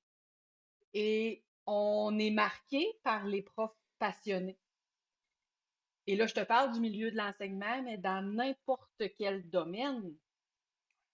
Je vois ma mère qui a été passionnée par son métier en hygiène dentaire. Elle a fait ça pendant 42 ans. Et on lui avait dit, le jour, comme on dit, où tu devras accrocher ton cerveau sera le jour où tu commenceras à avoir des frustrations par rapport à ton métier. Le jour où c'est arrivé, elle dit, c'est beau, je prends ma retraite. Mais elle a été passionnée et elle se promène, on- elle se promène à l'extérieur de notre région, que ce soit Québec, Montréal, c'est immanquable. Elle va croiser quelqu'un qui dit, vous êtes Maryse des dents, vous nous montriez comment nous brosser les dents à l'école. Elle était passionnée par son métier et elle a marqué les gens. Fait que, tu sais, d'avoir cette passion-là qui t'anime et que tu aies cette affinité-là, cette patience-là pour partager tes connaissances à cette belle jeunesse qui va exercer le beau métier qu'on fait, ben c'est génial parce que tu peux avoir, comme je te dis, le prof blasé, puis il y a son voyage, là, puis il dit, mon Dieu, mais libère-toi, retraite, fais quelque chose, tu sais. Mais toi, t'es passionné, puis ça t'allume encore, même tu dis, tu sais, 30 ans, mais écoute, c'est là. Ça t'allume encore, tu m'en parles, tes yeux brillent. Puis écoute, c'est pas, je suis pas le seul qui est passionné. Moi, je regarde mon équipe, puis tout le monde a le feu encore, tu sais. Dis-moi, Yann, au fil des années, tu as vu le métier évoluer. Tu as vu les cohortes d'étudiants changer, des variations. Le métier de la bijouterie-joaillerie, traditionnellement, était davantage occupé par des hommes. De plus en plus de femmes au jour d'aujourd'hui, en tout cas à mon humble avis, font ce métier-là. On a encore certains préjugés dans le métier. On s'entend. Combien de fois j'ai entendu dire je viens voir le bijoutier. Ben, je vous annonce une petite nouvelle, c'est la bijoutière qui s'occupe de vous. Donc, avec le portrait que tu as au fil des dernières années, de la réalité d'aujourd'hui, comment tu vois l'évolution du métier? Parité homme-femme, comment ça se passe dans tes cohortes, ta belle relève, là? Euh, ouais, parité homme-femme, je te dirais que en règle générale, on a plus de filles dans un groupe. OK. Je me souviens d'une année où j'avais 12 filles dans ma classe. Mhm. J'avais 12, j'ai terminé l'année avec 12 étudiantes. OK. Point. Point. J'avais pas de gars. OK. Puis, tu sais, je me souviens d'un groupe où je pense que c'était à peu près... ben, moi, quand j'ai étudié, on était 20 élèves, et il y avait 5 garçons, 15 OK. filles. Puis, on était dans une école foncièrement masculine. Mhm. On avait, tu sais, soudage, électromécanique, réfrigération. Il y avait 2 filles sur 200 élèves en soudage. Les filles en bijouterie se faisaient siffler dans la cafétéria. Il y a des Mhm. gars qui s'y intéressent de plus en plus. On a un petit peu lâché là, le principe bien macho là, que c'est un métier délicat. Mhm. Quand on voit comment est-ce qu'on se salit, puis comment est-ce que ça peut être, ça demande quand même ok, on n'est pas dans la construction là, mais laminer une journée, tirer du fil, il y a des jobs martelés, il y a des jobs qui demandent quand même un peu de physique. Et même Oui, quand oui, on oui. sertit des pierres délicates, il faut être capable de forcer puis de s'arrêter sur un cheveu. Donc, Mhm. je vois pas mal de filles, puis je vois pas mal de filles qui se démarrent à leur compte. Et ça, c'est ce que OK. je trouve magnifique, de voir des femmes se lancer en affaires en bijouterie. Ça, je trouve ça le fun. T'en es un bel exemple. Caroline, dont on parlait tout à l'heure, est un autre Mhm. très, très bel exemple. Ça, je trouve ça le fun de voir des femmes qui se réalisent dans ce métier-là. Euh, Moi, quand j'ai travaillé pour Madame Savard dessinait beaucoup. OK. Elle avait des compétences avec les pierres, avec la gémologie, mais elle ne travaillait que très, très peu en atelier. Je veux dire, je l'ai vu quelques fois entamer des blocs de cire pour le plaisir, mais j'ai jamais vu quelque chose aboutir de ça. OK. J'ai été 3 ans sur toute sa carrière. Peut-être qu'elle en a déjà fait davantage, Mhm. mais moi, effectivement, j'ai travaillé surtout pour des hommes. OK. Donc, de voir aujourd'hui qu'il y a des femmes qui se lancent dans le métier davantage, puis qui réussissent dans le métier, puis qui, qui ouvrent des portes à d'autres femmes. On en a parlé un petit peu. Il y a quelqu'un qui t'a contacté de chez nous puis qui aimerait ça aller faire son stage dans ton atelier. Je trouve ça Oui. magnifique.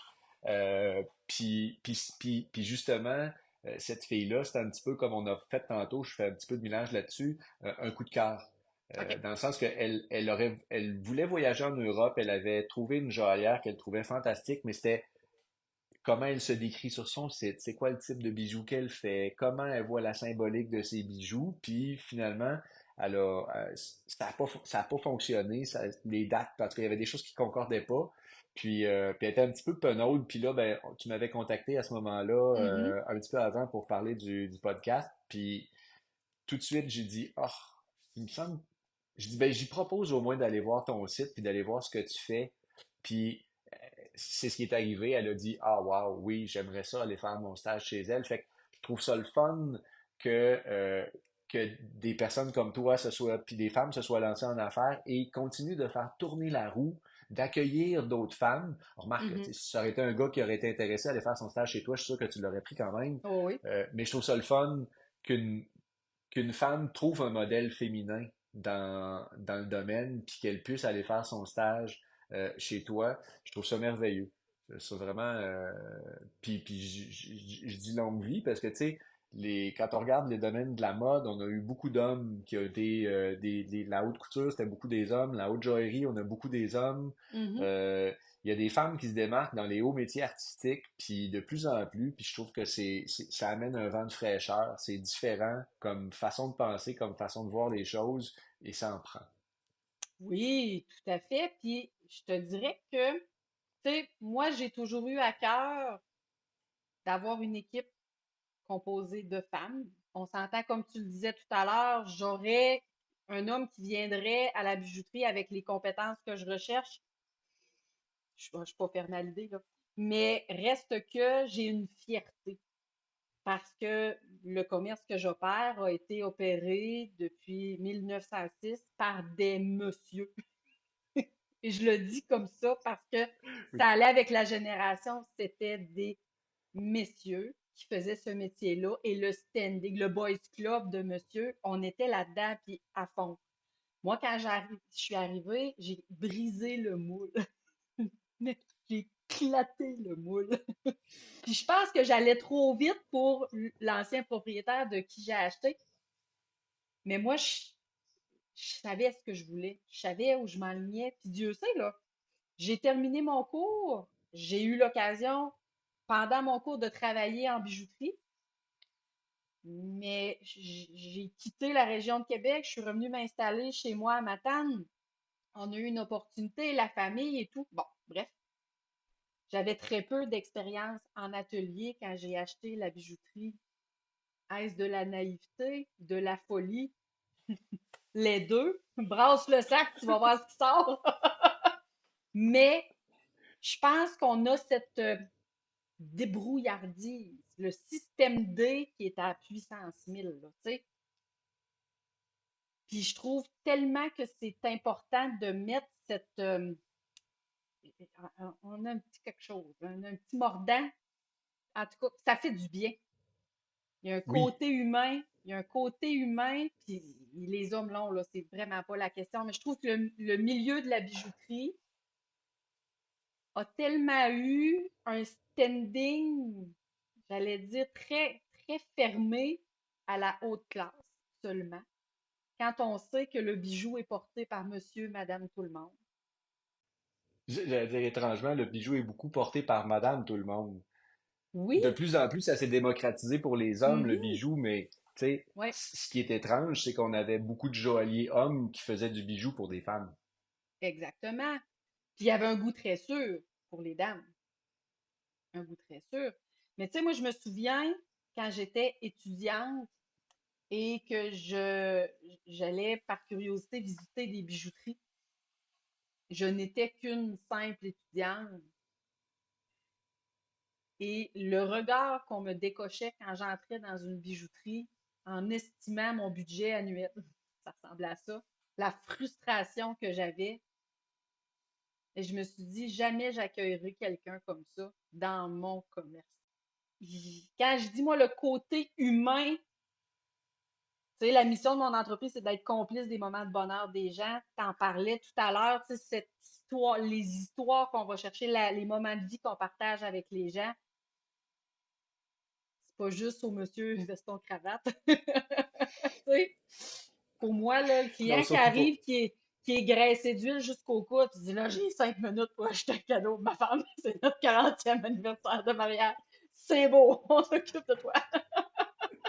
Tu sais, donc, c'est ça, partager le métier puis le faire découvrir à la relève, pour moi, ben, c'est ça, c'est important. Puis d'avoir la chance, autant par ce que je fais, par ma boutique, mais par mon podcast, de le faire découvrir, je trouve ça encore plus chouette. Mais tu sais, c'est fou de voir comment ce métier-là, traditionnellement masculin, euh, est, comment je te dirais, c'est encore beaucoup des femmes qui pensent que ça va être le bijoutier qui va faire le travail. J'allais dire, le sexisme C'est. dans le métier, là, c'est beaucoup les drôles de Ouais, ouais. commentaires des fois qu'on a viennent des femmes. Ah, c'est drôle. C'est drôle Oui. parce que, tu sais, euh, moi, tu vois, ben, tu sais, j'ai pas fait beaucoup de comptoirs dans les entreprises où est-ce que j'ai travaillé. J'étais beaucoup plus Mhm. dans l'atelier en arrière, comme gars, justement. Mhm. Mais quand j'étais chez Savard, ben, ma patronne était une femme et ma chef d'atelier était une femme. Mhm. Euh, Catherine, la fille de Monsieur Lepage, était très, très débrouillarde artistiquement, articulée. Puis moi, je la voyais répondre aux clientes qui rentraient dans la boutique. Puis elle avait... euh, bon, évidemment, c'était la fille de Monsieur Lepage. Des fois, il y en a qui disaient, Monsieur Lepage n'est pas là, ah ben je repasserai. Puis j'ai vécu ça chez Savard aussi. Ah, Madame Savard est pas là, ben je repasserai. Les gens voulaient parler à la propriétaire ou au propriétaire. Puis chez Madame Savard, des fois, les clients pensaient que c'était Madame Savard qui faisait les bijoux. Euh, Puis ben c'est des vendeuses qu'on avait des fois qui disaient ben Madame Savard dessine vos bijoux, mais on a une équipe de joailliers joaillières derrière qui les réalise. joaillier, joaillière, parce qu'on était deux, un gars, une Ben fille. oui. Puis bon, pour le temps des fêtes, on engageait une troisième personne pour nous donner un coup de pouce. Puis c'était une année un gars, une année une fille, une année un gars, une année une fille. Fait que tu sais, c'était vraiment mix dans le fond comme atelier. Euh, puis tu sais, on a nommé tantôt quand même des filles, Karine, Caroline. Moi, je pense à des femmes comme Francine Rouleau. Pas Francine Rouleau, qu'est-ce que je dis là? Francine Leclerc, pardon, qui était sur la rue Maguire, elle aussi, qui est une joaillière depuis qui existe encore, sa boutique existe encore, elle a déménagé, mais elle fait encore de la bijouterie. C'était une femme qui était propriétaire de sa bijouterie, joaillière dans sa bijouterie, puis qui fait de la création sur mesure aussi, qui fait des choses magnifiques. On fait le tour des salons, on voit de plus en plus de femmes qui se lancent, puis qui en font, puis qui sont à leur kiosque, puis qui s'en occupent. Euh, mais c'est drôle parce que il y a un côté où les gens pensent que c'est un métier féminin, puis il y a un côté où les gens pensent que c'est un métier qui est surtout des hommes. Mais tu sais, à partir du moment, puis je l'ai vu souvent, à partir du moment où tu montes tes compétences, c'est que tu connais ton affaire, oh, le regard change, oh, hey, tu connais ton métier, la petite? Oui, je connais mon métier. Puis ce que Fait que tu ça viens nous de amène des dire moments là, cocasses. ah oui, tu sais, une cliente qui se pointe à un comptoir avec une commis qui est là, un peu plus, tu sais, avec un certain standing, un certain âge, donc une certaine crédibilité. Euh, Puis la cliente pose une question, puis elle dit, attendez, je vais aller vous chercher quelqu'un qui va vous répondre vraiment, quelqu'un qui a la formation pour vous répondre, et qui va chercher la jeune fille qui a 25 ans dans l'atelier, qui arrive en avant au comptoir avec des piercings puis les cheveux rouges. Ça, écoute, j'ai entendu, moi j'ai pas assisté à ça, mais j'ai entendu des petits Ouh! trucs dans ces histoires-là où le client fait une drôle de face, puis avec le discours qui vient, avec la personne qui vient répondre, fait comme ah ok, je suis vraiment en bonne main là, tu sais. Et là, Mhm. le lien de confiance se tisse, mais sur le coup, les gens, des fois, ils figent un petit peu, puis, mais les gens sont, comme tu disais tantôt, tu sais, quand on leur explique, quand on prend le temps, Mhm. là, les gens acceptent peu importe le look, le sexe, Oui. du moment qu'on les traite avec respect puis qu'on leur montre qu'ils sont importants pour nous autres, là, on les gagne Mhm. davantage. Exactement. Puis tu sais, c'est là que ton expérience vient peser dans la balance. Ton look devient vraiment Secondaire. optionnel. Exactement.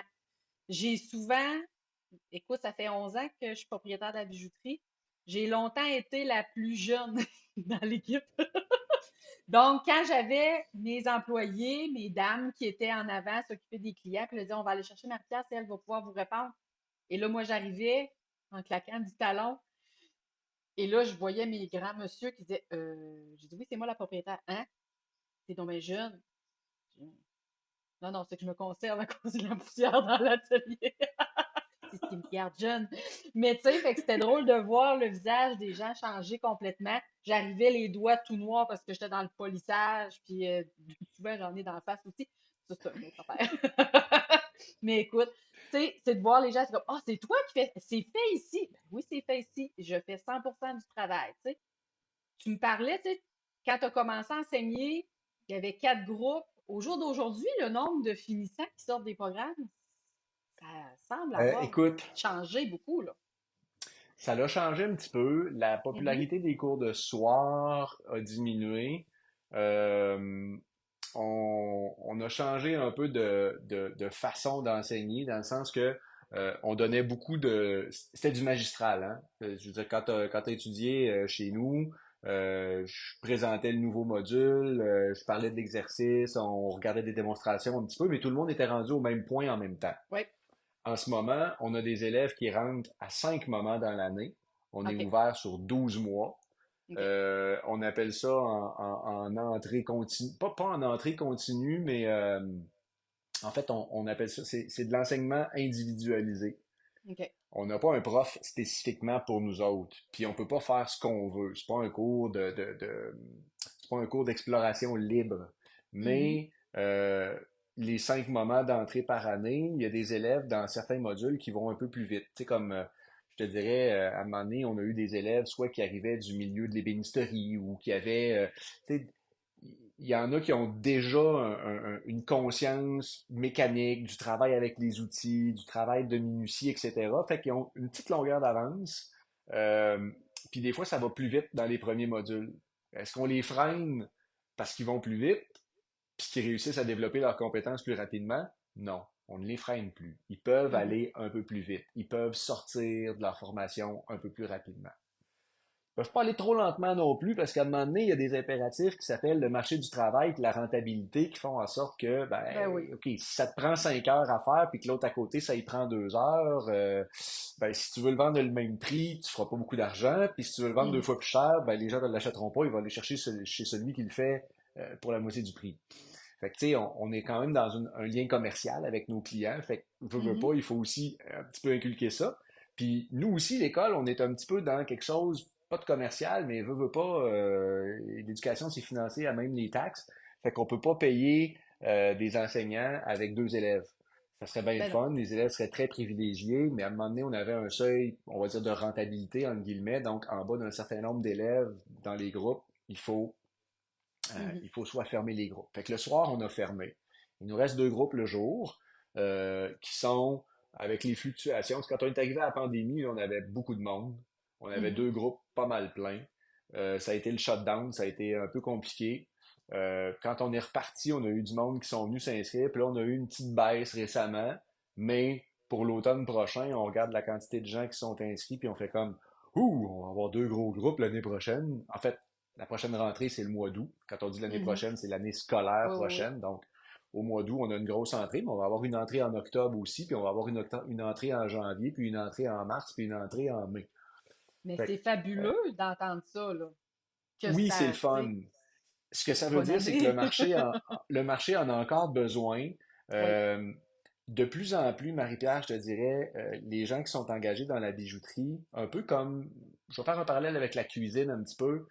Pendant un bout de temps, les gens rentraient en cuisine, bon, tu commençais, tu faisais de la vaisselle, puis à un moment donné, on avait besoin d'un coup de pouce, tu venais te donner un coup de main, puis finalement, tu passais à être cuisinier ou saladier ou, tu sais, avant qu'il y ait des cours de cuisine qui se donnent à Québec. Ben, il y a beaucoup d'entreprises de bijouterie familiale qui ont évolué comme ça. Le fils ou la Mhm. fille reprenait le commerce familial, s'intégrait à l'équipe, apprenait sur le tas, comme on dit. Mais de moins en moins, c'est vrai. Moi, j'ai connu des gens qui nous appelaient de la Gaspésie pour dire Hey, mon fils veut pas reprendre mon commerce, j'ai un beau commerce à vendre avec 30 ans, 40 ans de clientèle, y a-tu quelqu'un qui le Mhm. veut? Fait on a de la misère à trouver de la relève pour les Ben oui. commerces, je vais dire le mot vieillissant, mais pas vieillissant, dont les propriétaires, à un moment donné, veulent pas, vont dire, ben moi, j'aimerais ça prendre ma retraite, je suis rendu à 70 ans, ça fait 40 ans que je fais de la bijouterie, j'aimerais ça que Mhm. quelqu'un prenne la relève. Fait que ce qui est le fun, c'est qu'il y a de l'emploi pour cette relève-là. Oui.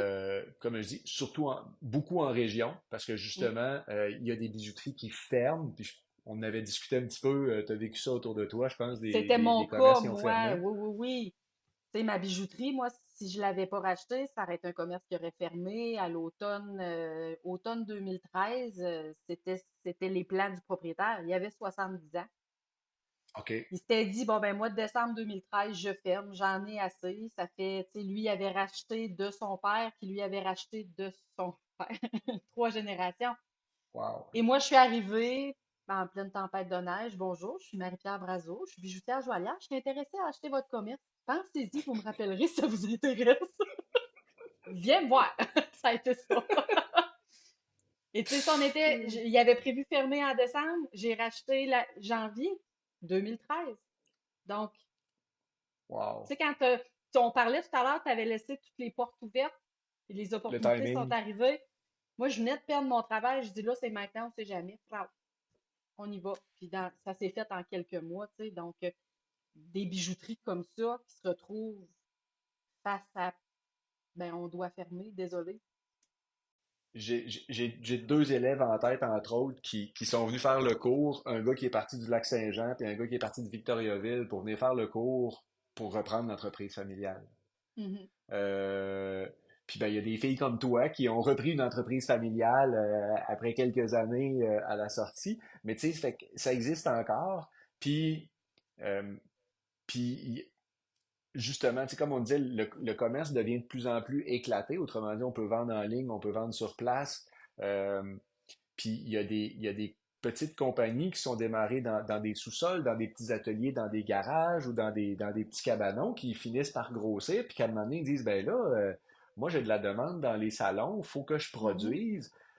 J'ai une autre élève auquel je pense qui fait maintenant même du remplacement avec nous en enseignement, qui des fois dit ben là j'ai de la prod qui s'en vient là.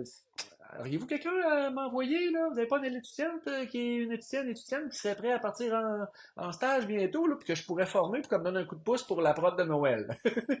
Fait que, J'ai il y a de besoin la de main. relève. Ben oui. Oui, exactement. Il y a de la relève, il y a de la place. Puis puis c'est encourageant. Oui, il y a eu une baisse en clientèle. Effectivement, on est deux écoles à Québec, deux écoles à Montréal qui formons pour toute la province. Mhm. Fait que, tu sais, c'est sûr que au Lac-Saint-Jean, toute la péninsule gaspésienne, l'Estrie, tu sais, il y a des, puis il y a des gens des fois qui sont entre Québec puis Montréal qui disent, ouf, moi la grande ville, pas sûr. Québec, c'est moins gros un peu que Montréal. Fait que c'est comme ça un peu qu'on récupère de la clientèle des fois qui sont entre les deux, mais qui disent, bah, ça me tente pas d'aller dans dans la grosse ville. Fait qu'ils descendent à Québec. Euh, mais c'est ça, il y a de la belle relève, puis il y a de l'emploi pour eux autres. Puis il y a de l'emploi aussi, puis là, ben, c'est sûr que je fais du millage pour nous autres un petit peu, mais il y a de l'emploi de plus en plus et pas juste en bijouterie. C'est-à-dire que Mhm. on a parlé de lien avec la dentisterie un petit peu tantôt, très Oui. brièvement. Euh, la population vieillissante a encore besoin de soigner ses dents. Puis il y a des éléments dans la dentisterie puis la fabrication de prothèses dentaires qui sont quand même assez proches de la bijouterie joaillerie au niveau des Mhm. techniques. Puis ben, la minutie des gens qui sortent du cours de bijouterie est de plus en plus reconnue dans ce domaine-là, mais aussi en microélectronique, l'assemblage pour des sondes, pour toutes sortes de choses, des petits assemblages là, sous microscope. Fait que notre patience, notre minutie, notre dextérité fine, des gens qui sortent du cours de bijouterie joaillerie est appréciée dans plus de domaines que la simple bijouterie. Mhm. Ben, il faut pas se fermer aux opportunités, dans le fond, parce que, tu sais, moi, au départ, je voulais, quand j'ai perdu mon travail, c'était aucunement dans mes plans d'acheter une bijouterie. Moi, je voulais me partir à mon compte, installer mon atelier dans le sous-sol de ma maison et fabriquer mes bijoux, les vendre dans des salons et sur Internet et espérer la rentabilité rapide. Tu sais. C'est ça, Mhm. mon rêve. Et finalement, on m'avait parlé, on m'a dit, hey, t'as jamais pensé à être releveur, prendre la relève d'une bijouterie? Ah, pourquoi pas? Ça a été ça. Ah, pourquoi pas? Puis regarde, 11 ans plus tard, je tripe ma vie à faire ça. Est-ce que je tripe ma vie à tous les jours? Écoute, il y a des journées que c'est, mais comme dans tout, C'est ça. on voit le bon côté des choses. Oui, faut effectivement dans tout ça garder une certaine dose d'optimisme et de positivisme. Oui. Moi, dans ce temps-là, là, je me dis, quand les moins bonnes journées que je trouve un petit peu plus rochantes, là, je vais te le dire, là, parce que tu sais, veux pas, c'est t'es propriétaire de ton entreprise. Moi, je fais de l'atelier, donc je fais la réparation, je fais la création, je touche partout. Je fais de tout, la comptabilité, les fournisseurs. Là. J'ai beau déléguer, m'amener, ça a des limites. Et puis, il y a des journées que je me dis, pourquoi tu fais ça, non? Pourquoi je fais ça, non? Et là, la réponse vient tellement rapidement, c'est parce que t'aimes le monde. J'aime le contact avec les gens, complice des moments de bonheur. Voilà Ouais. pourquoi je fais ça tous les jours. Pourquoi il y a des journées que je tu sais, mais pourquoi? Ah oui, c'est vrai, pour ça. J'allais dire, on fabrique des symboles. Tu sais, le lien avec nos clients, c'est que quand tu dis on partage des moments de vie, on fabrique des Mhm. symboles pour eux autres. On souligne des Oui. moments de leur vie souvent. Euh, Puis c'est de voir les yeux d'un client qui reçoit quelque chose. Puis on n'est pas tout le temps là. Tu sais, des fois, c'est par personne interposée, mais le Mhm. client qui l'a acheté revient nous dire, hey, en tout cas, là, tu sais, ça a fonctionné, là. Ça fait partie de la paye de voir. En tout cas, moi, je trouve que c'est une belle partie de la paye de recevoir un compliment, une appréciation. Puis c'est, on s'entend que le bijou, c'est une partie de luxe à quelque part, mais c'est aussi, comme on a dit, pour souligner des moments puis des choses particulières. Fait que c'est comme si on nous intégrait dans leur vie privée puis qu'on dit, hey, t'as fait une différence avec ce que t'as fait pour nous. Oui. Ça, c'est magique, là. On Ça n'a fait pas de prix. partie de ces petits moments de vie-là. Ouais. Et ça, c'est quand je dis pourquoi tu fais ça, ben les journées où ça arrive, on voit cette émotion-là dans les yeux de notre client, la petite boule à l'intérieur, elle fait J'ai je réussi. peux pas te l'imaginer autrement, là. Tu sais, te le décrire Oui. autrement, c'est vraiment ça. T'as une chaleur là, qui te dit, oh, je suis contente. Le Ouais. bonheur qui t'habite dans ce temps-là d'avoir contribué, d'avoir Ouais. participé à ce moment de bonheur-là, ça n'a pas de prix, ça, tu sais. Fait Puis, que puis oui, des fois, il faut s'acharner, mais d'avoir réussi la mission qu'on nous a confiée aussi. À quelque exactement. part, là, un Mhm. bijou à réaliser, satisfaire un désir, une exigence, c'est une mission qu'on nous confie.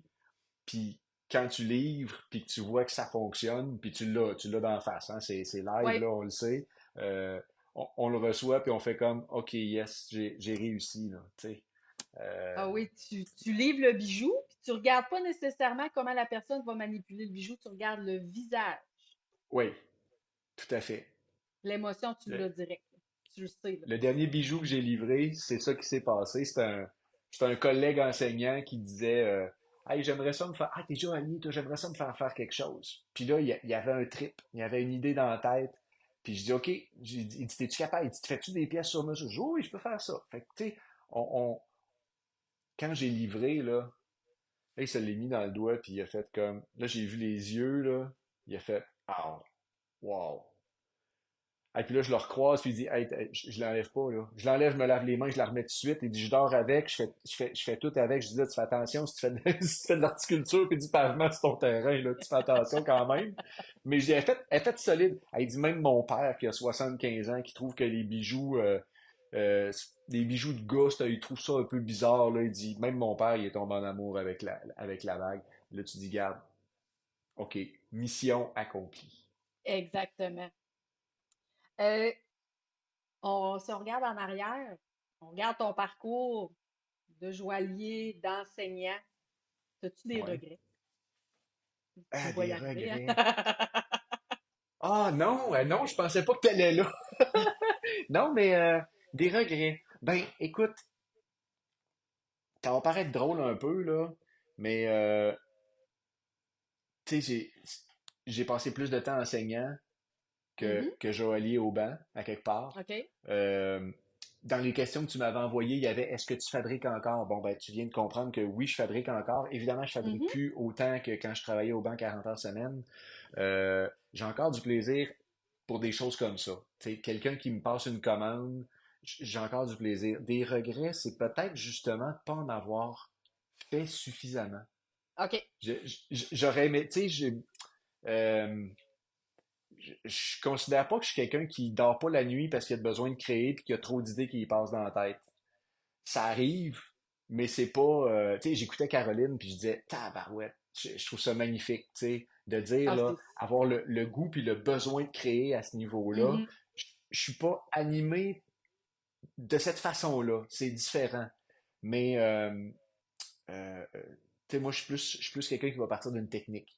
Parce que Mhm. je suis pas mal technicien, puis je veux dire, hey, qu'est-ce que je pourrais faire avec ça? Hey, ça, j'aimerais ça intégrer ça dans un bijou. Tu sais, ça c'est plus moi. Fait que, à quelque part, le regret, ben, c'est les bijoux que j'ai pas fait, Mhm. peut-être. C'est d'avoir cumulé une collection de pierres au fil du temps, puis de les regarder, puis de dire, ben là, petit homme, là, faudrait que tu te mettes à dessiner, puis que tu t'en fabriques un petit peu plus. Euh, depuis, je pense que c'est la troisième année là, que j'ai réduit un petit peu ma charge de travail à l'école en me disant au début, ben, je vais pouvoir faire du temps d'atelier un petit peu plus chez moi. Oui, c'est vrai, mais cette Mais, journée-là est aussi utilisée à faire un paquet d'autres trucs de routine de semaine que c'est finalement aussi poche de le faire le jeudi, le samedi ou le dimanche. Euh, il nous mais, faudrait plus mais qu'une vie, je pense, hein? oui, oui, ça c'est sûr. Ça c'est Mm. sûr. Euh, mais des vrais regrets au niveau de ce que j'ai fait. Je regrette pas mes choix, en tout cas. OK? Oui. Euh, tu sais, on a dit tantôt le parcours, j'avais une idée de ce que je voulais faire. un jour, puis tout ça, a changé de position un peu, mais j'ai pas de regrets de ce que des choix qui ont été placés devant moi, puis des décisions que j'ai prises par rapport à ces choix-là. Mhm. Euh, Est-ce que je regrette d'être allé en enseignement? Surtout pas. Je pense que c'était un peu ma place. Oui, oui, oui, oui. Je confirme. Je confirme. Merci. Ça fait Merci. plaisir. Puis j'aime encore ça, enseigner, j'aime encore ça, le contact avec quelqu'un qui veut apprendre. Tu sais, ça ça va toujours venir me chercher. Fait que des regrets, euh, peut-être de pas avoir réussi justement à le transmettre suffisamment à certaines personnes. Il y a des gens qui avaient beaucoup de talent, puis que j'aurais souhaité qu'ils aillent plus loin dans Mhm. ce métier-là, plutôt que d'apprendre plus tard qu'ils l'ont quitté, mais en même temps, c'est leur choix. Tu sais, Tu peux pas fait que, vouloir plus. ben, je Tu peux pas peux pas. vouloir plus, tu sais, Oui. puis, puis, en fait, tu sais, à chaque fois qu'un élève quitte, ben, il y a un petit quelque chose, il y a un petit pincement, ben, on va se voir moins ou on se verra plus ou veut pas au fil, tu sais, même si maintenant la formation dure, on dit que ça dure 16 mois, là, parce que c'est plus 2 ans parce qu'on n'arrête pas 2 mois et demi l'été, mais il y a toujours un pincement de laisser aller quelqu'un comme ça, tu sais, bon, ben, vas-y, grandis, puis viens nous revoir, tu sais, on est toujours là. On Mais appelle ça je peux couper le cordon. Ouais, c'est ça, hein. J'ai pas d'enfant, j'ai pas eu d'enfant, fait que, tu sais, il y a un petit bout, des fois je blague, puis je dis, il y a un petit bout de paternité que je vis par l'enseignement. Fait que quand les enfants sont grands et qu'ils quittent le nid, ben, il y a toujours un petit pincement. Mais des vrais regrets. J'ai été approché au tout début, j'étais encore élève, j'ai été approché en fait, j'étais chez un optométriste, puis j'ai posé une question à un commis. En quel métal ils sont faites ces lunettes-là? Le commis, il me regardait avec des yeux gros de même, il se posait des sérieuses questions, pourquoi, puis là, il fouille dans les papiers, puis il essaye de trouver les trucs de commande, puis il dit, mais pourquoi vous posez cette question-là? Puis c'est parce qu'à un moment donné, à l'école, pour le plaisir, j'avais reproduit ma monture de lunettes. Je les enlevais, j'avais pas besoin pour voir de bien proche dans ce temps-là. Fait que je les enlevais, puis je reproduisais les morceaux à temps perdu. Puis je mettais ça dans une boîte, puis après ça, ben, je continuais les modules. Puis, ben, j'y monte ma monture de lunettes. Je dis, ben, c'est parce que j'en ai fabriqué une paire. Il dit, quoi? Fait que là, j'y monte la monture et là, écoute, il était en train d'inspecter la monture. Puis, la semaine d'après, il me dit, pouvez-vous me laisser vos coordonnées? Je dis, bah, oui. Tu sais. Moi, j'étais juste rentré pour poser la question sur la paire de lunettes que je voyais dans la vitrine. Puis la semaine d'après, ben, il y a quelqu'un de chez Laoun Opticien à Montréal, sur Sainte-Catherine, je pense, ou Saint-Denis, à cette époque-là, qui me contactait pour me demander d'aller les rencontrer. J'ai baqué. Je suis pas allé. T'es-tu malade? T'es-tu malade? Tu sais, fait que, y a-tu un regret? Si oui, un regret négatif, ça serait celui de pas être allé sentir. J'avais la chienne. Hey, La curiosité, dans le fond. Ça a arrêté quoi? ouais, ça aurait été quoi? Je pense que j'avais pas 22 ans encore. Ou j'avais tout juste 22 ans. Puis, ça m'avait, euh, ça m'avait bousculé. OK. Je me disais, mais tu sais, j'aurais dû juste y aller, voir qu'est-ce qu'il voulait, puis qu'est-ce qu'il voulait me proposer, tu sais, mais je sais pas pourquoi, dans ma naïveté, j'avais peur de me faire embrigader dans je sais pas trop quoi, puis je suis pas allé. Fait que, s'il y a un regret, là, honnêtement, ça serait peut-être celui de pas être allé à cette rencontre-là. Monsieur Laoun, je m'excuse. Oui. Tu formes la relève. J'aimerais savoir qu'est-ce que tu conseilles aux jeunes qui sortent de l'école, ou même jeunes et moins jeunes qui décident, qui ont une curiosité vers notre beau métier, puis qui seraient intéressés à prendre cette direction-là, ce programme d'enseignement-là, tu leur conseilles quoi? Ceux qui s'inscrivent ou ceux Des qui réfléchissent prospects à s'inscrire? éventuels, c'est ça. Ceux que le métier titille. Ben, tu sais, OK, honnêtement, là, je dis, ben, viens visiter l'école, Mhm. inscris-toi à élève d'un jour, viens voir. Puis des fois, ben, honnêtement, je pose des questions. Qu'est-ce qui t'attire? Tu sais, parce que j'ai vu des gars, c'est- étrangement, mais c'est beaucoup des gars que j'ai vus avec cette attitude-là. Hey, moi, j'aimerais ça faire ce métier-là. Hey, toi, tu dois quoi? Tu dois te, tu t'enseignes, tu fais des commandes personnelles un peu, tu fais du certissage, tu dois bien éclairer un 150, 200 000 par année. C'était Oui, ça c'est ça. l'attrait. J'ai dit, écoute, si tu te lances dans ce Euh, métier-là pour devenir riche, puis que tu penses que, j'ai dit, oui, il y en a qui deviennent, qui font de l'argent. Il y a moyen de bien vivre de ce métier-là. Mais tu sais, le look gangster avec les grosses chaînes, puis tout le kit, puis les trip rappers, puis tout ça, c'est cute, là, mais c'est beaucoup à la TV qu'on voit ça. Puis la réalité, puis tu sais, je dis, je t'empêcherai jamais d'aller. T'as la drive pour le faire, pour te lancer en business, puis que ça fonctionne à fond la caisse, tant mieux. Mais je peux pas te dire que parce que tu deviens joaillier, du jour au lendemain, tu deviens riche. Faut que tu travailles anti-péché comme dans n'importe quel domaine et peut-être mhm, même davantage que d'autres domaines parce qu'il faut faire son nom, faire sa réputation. C'est un métier de confiance, comme tu disais. Faut mhm. vraiment le développer, ce lien-là. Fait que, euh, si tu y vas par passion, parce que tu as le goût de créer, parce que tu as le goût d'un lien humain avec les gens qui vont venir te voir, parce que tu as le goût de réaliser des pièces particulières pour cette clientèle-là, puis que tu es prêt à travailler pour, un, apprendre le métier, parce qu'en sortant de l'école, tu vas être encore un apprenti joaillier. J'allais Tu dire, as c'est là deux que tu ans. commences à apprendre. Ben, c'est ça, tu sais, faites un parallèle avec la cuisine tantôt. Aujourd'hui, ça prend un cours de cuisine pour rentrer dans une cuisine. Ben, ça prend un cours de Mhm. bijouterie pour rentrer dans un atelier de bijouterie parce que sinon, on va te Ouais. regarder et on va dire, ben, tu sais pas limer, tu sais pas scier, tu sais rien faire, ça va me prendre 5 ans de former. Mhm. Souvent, la personne va dire, si ça t'intéresse, va voir à l'école. Puis, si ça t'intéresse, va voir à l'école, va visiter. Puis, si tu as la piqûre, inscris-toi, puis rappelle-moi quand tu as fini ton cours. Mhm. Fait que, qu'est-ce que je dis à ceux que ça intéresse? Ben, viens t'inscrire, puis fais ton cours, puis, tu sais, mais va voir des gens aussi qui sont joailliers. Moi c'est une des Mhm. choses que j'ai faites avant de décider de m'inscrire, puis je suis tombé sur un joaillier qui était un enseignant, en plus, puis qui enseignait dans les deux écoles. Fait que j'ai été choyé dans ça. La personne qui m'a reçu m'a posé un peu les questions que je viens de dire, tu sais, qu'est-ce qui t'attire, qu'est-ce que tu veux faire avec ça, ces choses-là. Fait que les conseils, c'est ben, suis ta passion, puis écoute pas nécessairement tous ceux qui vont te dire que tu seras jamais riche, puis tu feras jamais d'argent avec ça.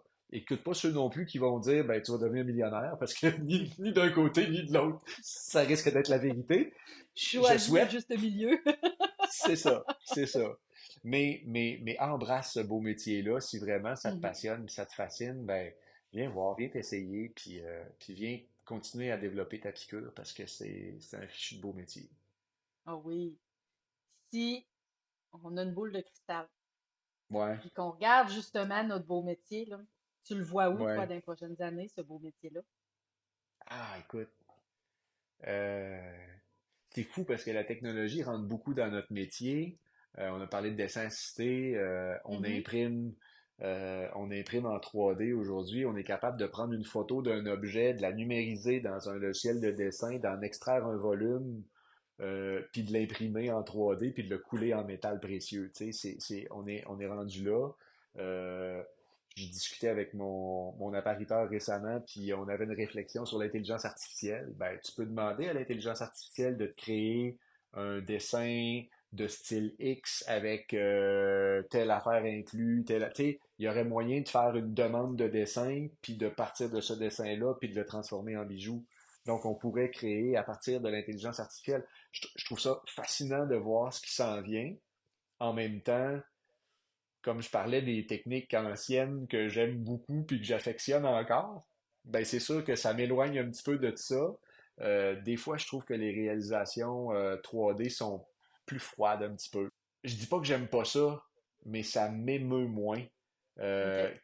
qu'un bijou que je sais réaliser à la main au complet avec toutes les techniques qui sont là, que tu dis, ben, c'est sûr que ça a été fait en équipe. Il n'y a personne qui peut maîtriser ces techniques-là jusqu'à ce niveau-là en, en une vie. Tu Puis Mhm. si oui, ben, ils ont commencé très très jeunes, puis ils ont fait que ça, un nombre incalculable d'heures par semaine. Euh, mais je le vois où? Ben, je vois ça encore florissant. OK. J'ose espérer que le prix de l'or continuera pas à monter en fou pour que les gens puissent continuer à se procurer des Tiens. bijoux. Puis Par sinon, ben, pitié. ça commence à être onéreux un petit peu. Puis sinon, ben, ça sera à nous autres d'être créatifs, puis on l'est déjà, Mhm. je pense, en tout cas pour plusieurs, puis de dire, ben, on va aller travailler d'autres matériaux, on va aller s'amuser avec d'autres trucs. Tu sais, quand on fait le salon des artisans, puis qu'on va se promener là, puis le métier d'art, puis plein air l'été, on voit des gens qui travaillent le bois, on voit des gens qui vont faire des intégrations de pâtes de verre, on voit plutôt que de mettre des pierres qui sont dispendieuses. Fait qu'on voit déjà euh, que la créativité dans ce domaine-là amène quelque chose de le fun, puis qu'il y a moyen de faire du bijou abordable pour les gens qui ont le goût de s'offrir quelque chose de personnel.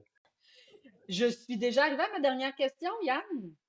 Qu'est-ce qu'on te souhaite pour la suite? Ah là là! Ben écoute, ben de continuer à enseigner à une belle clientèle parce que c'est le fun. Mhm. J'adore enseigner. Puis d'occuper mon atelier un petit peu plus peut-être pour en fait à chaque fois que je mets la main sur des bijoux je me dis ouais faudrait vraiment que j'en fasse un petit peu plus je m'ennuie à l'occasion d'en faire je je me passe le message parce que c'est moi qui est responsable de gérer mon agenda puis de prendre le temps d'en faire pendant des années. Ben écoute, je te le souhaite parce que j'ai souvenir comment tes yeux brillaient quand tu le faisais.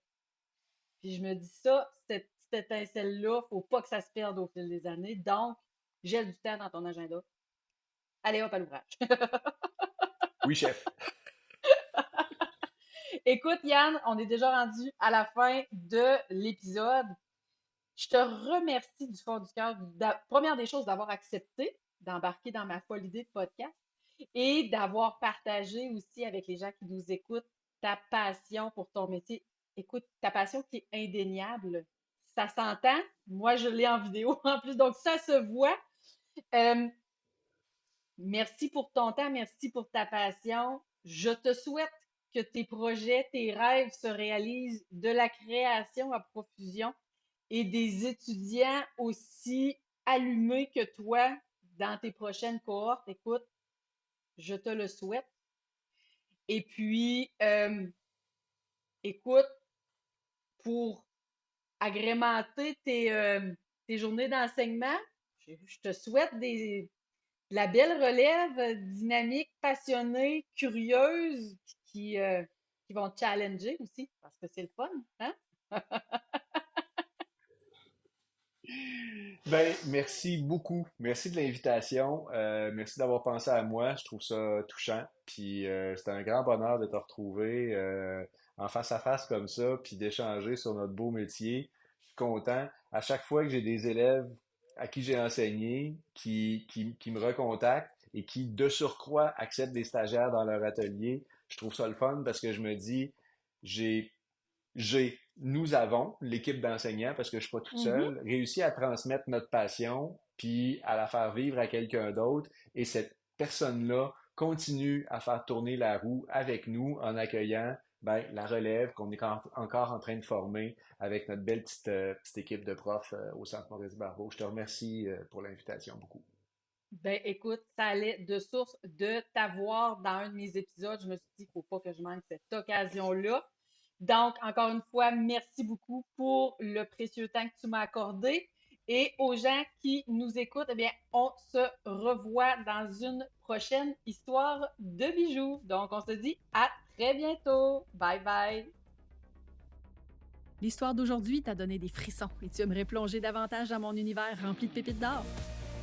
Si toi aussi tu as envie d'infuser une émotion, marquer un moment précieux ou honorer la mémoire d'un proche grâce à un bijou qui deviendra porteur d'histoire, je t'invite à visiter notre boutique au bijouterielepage.com.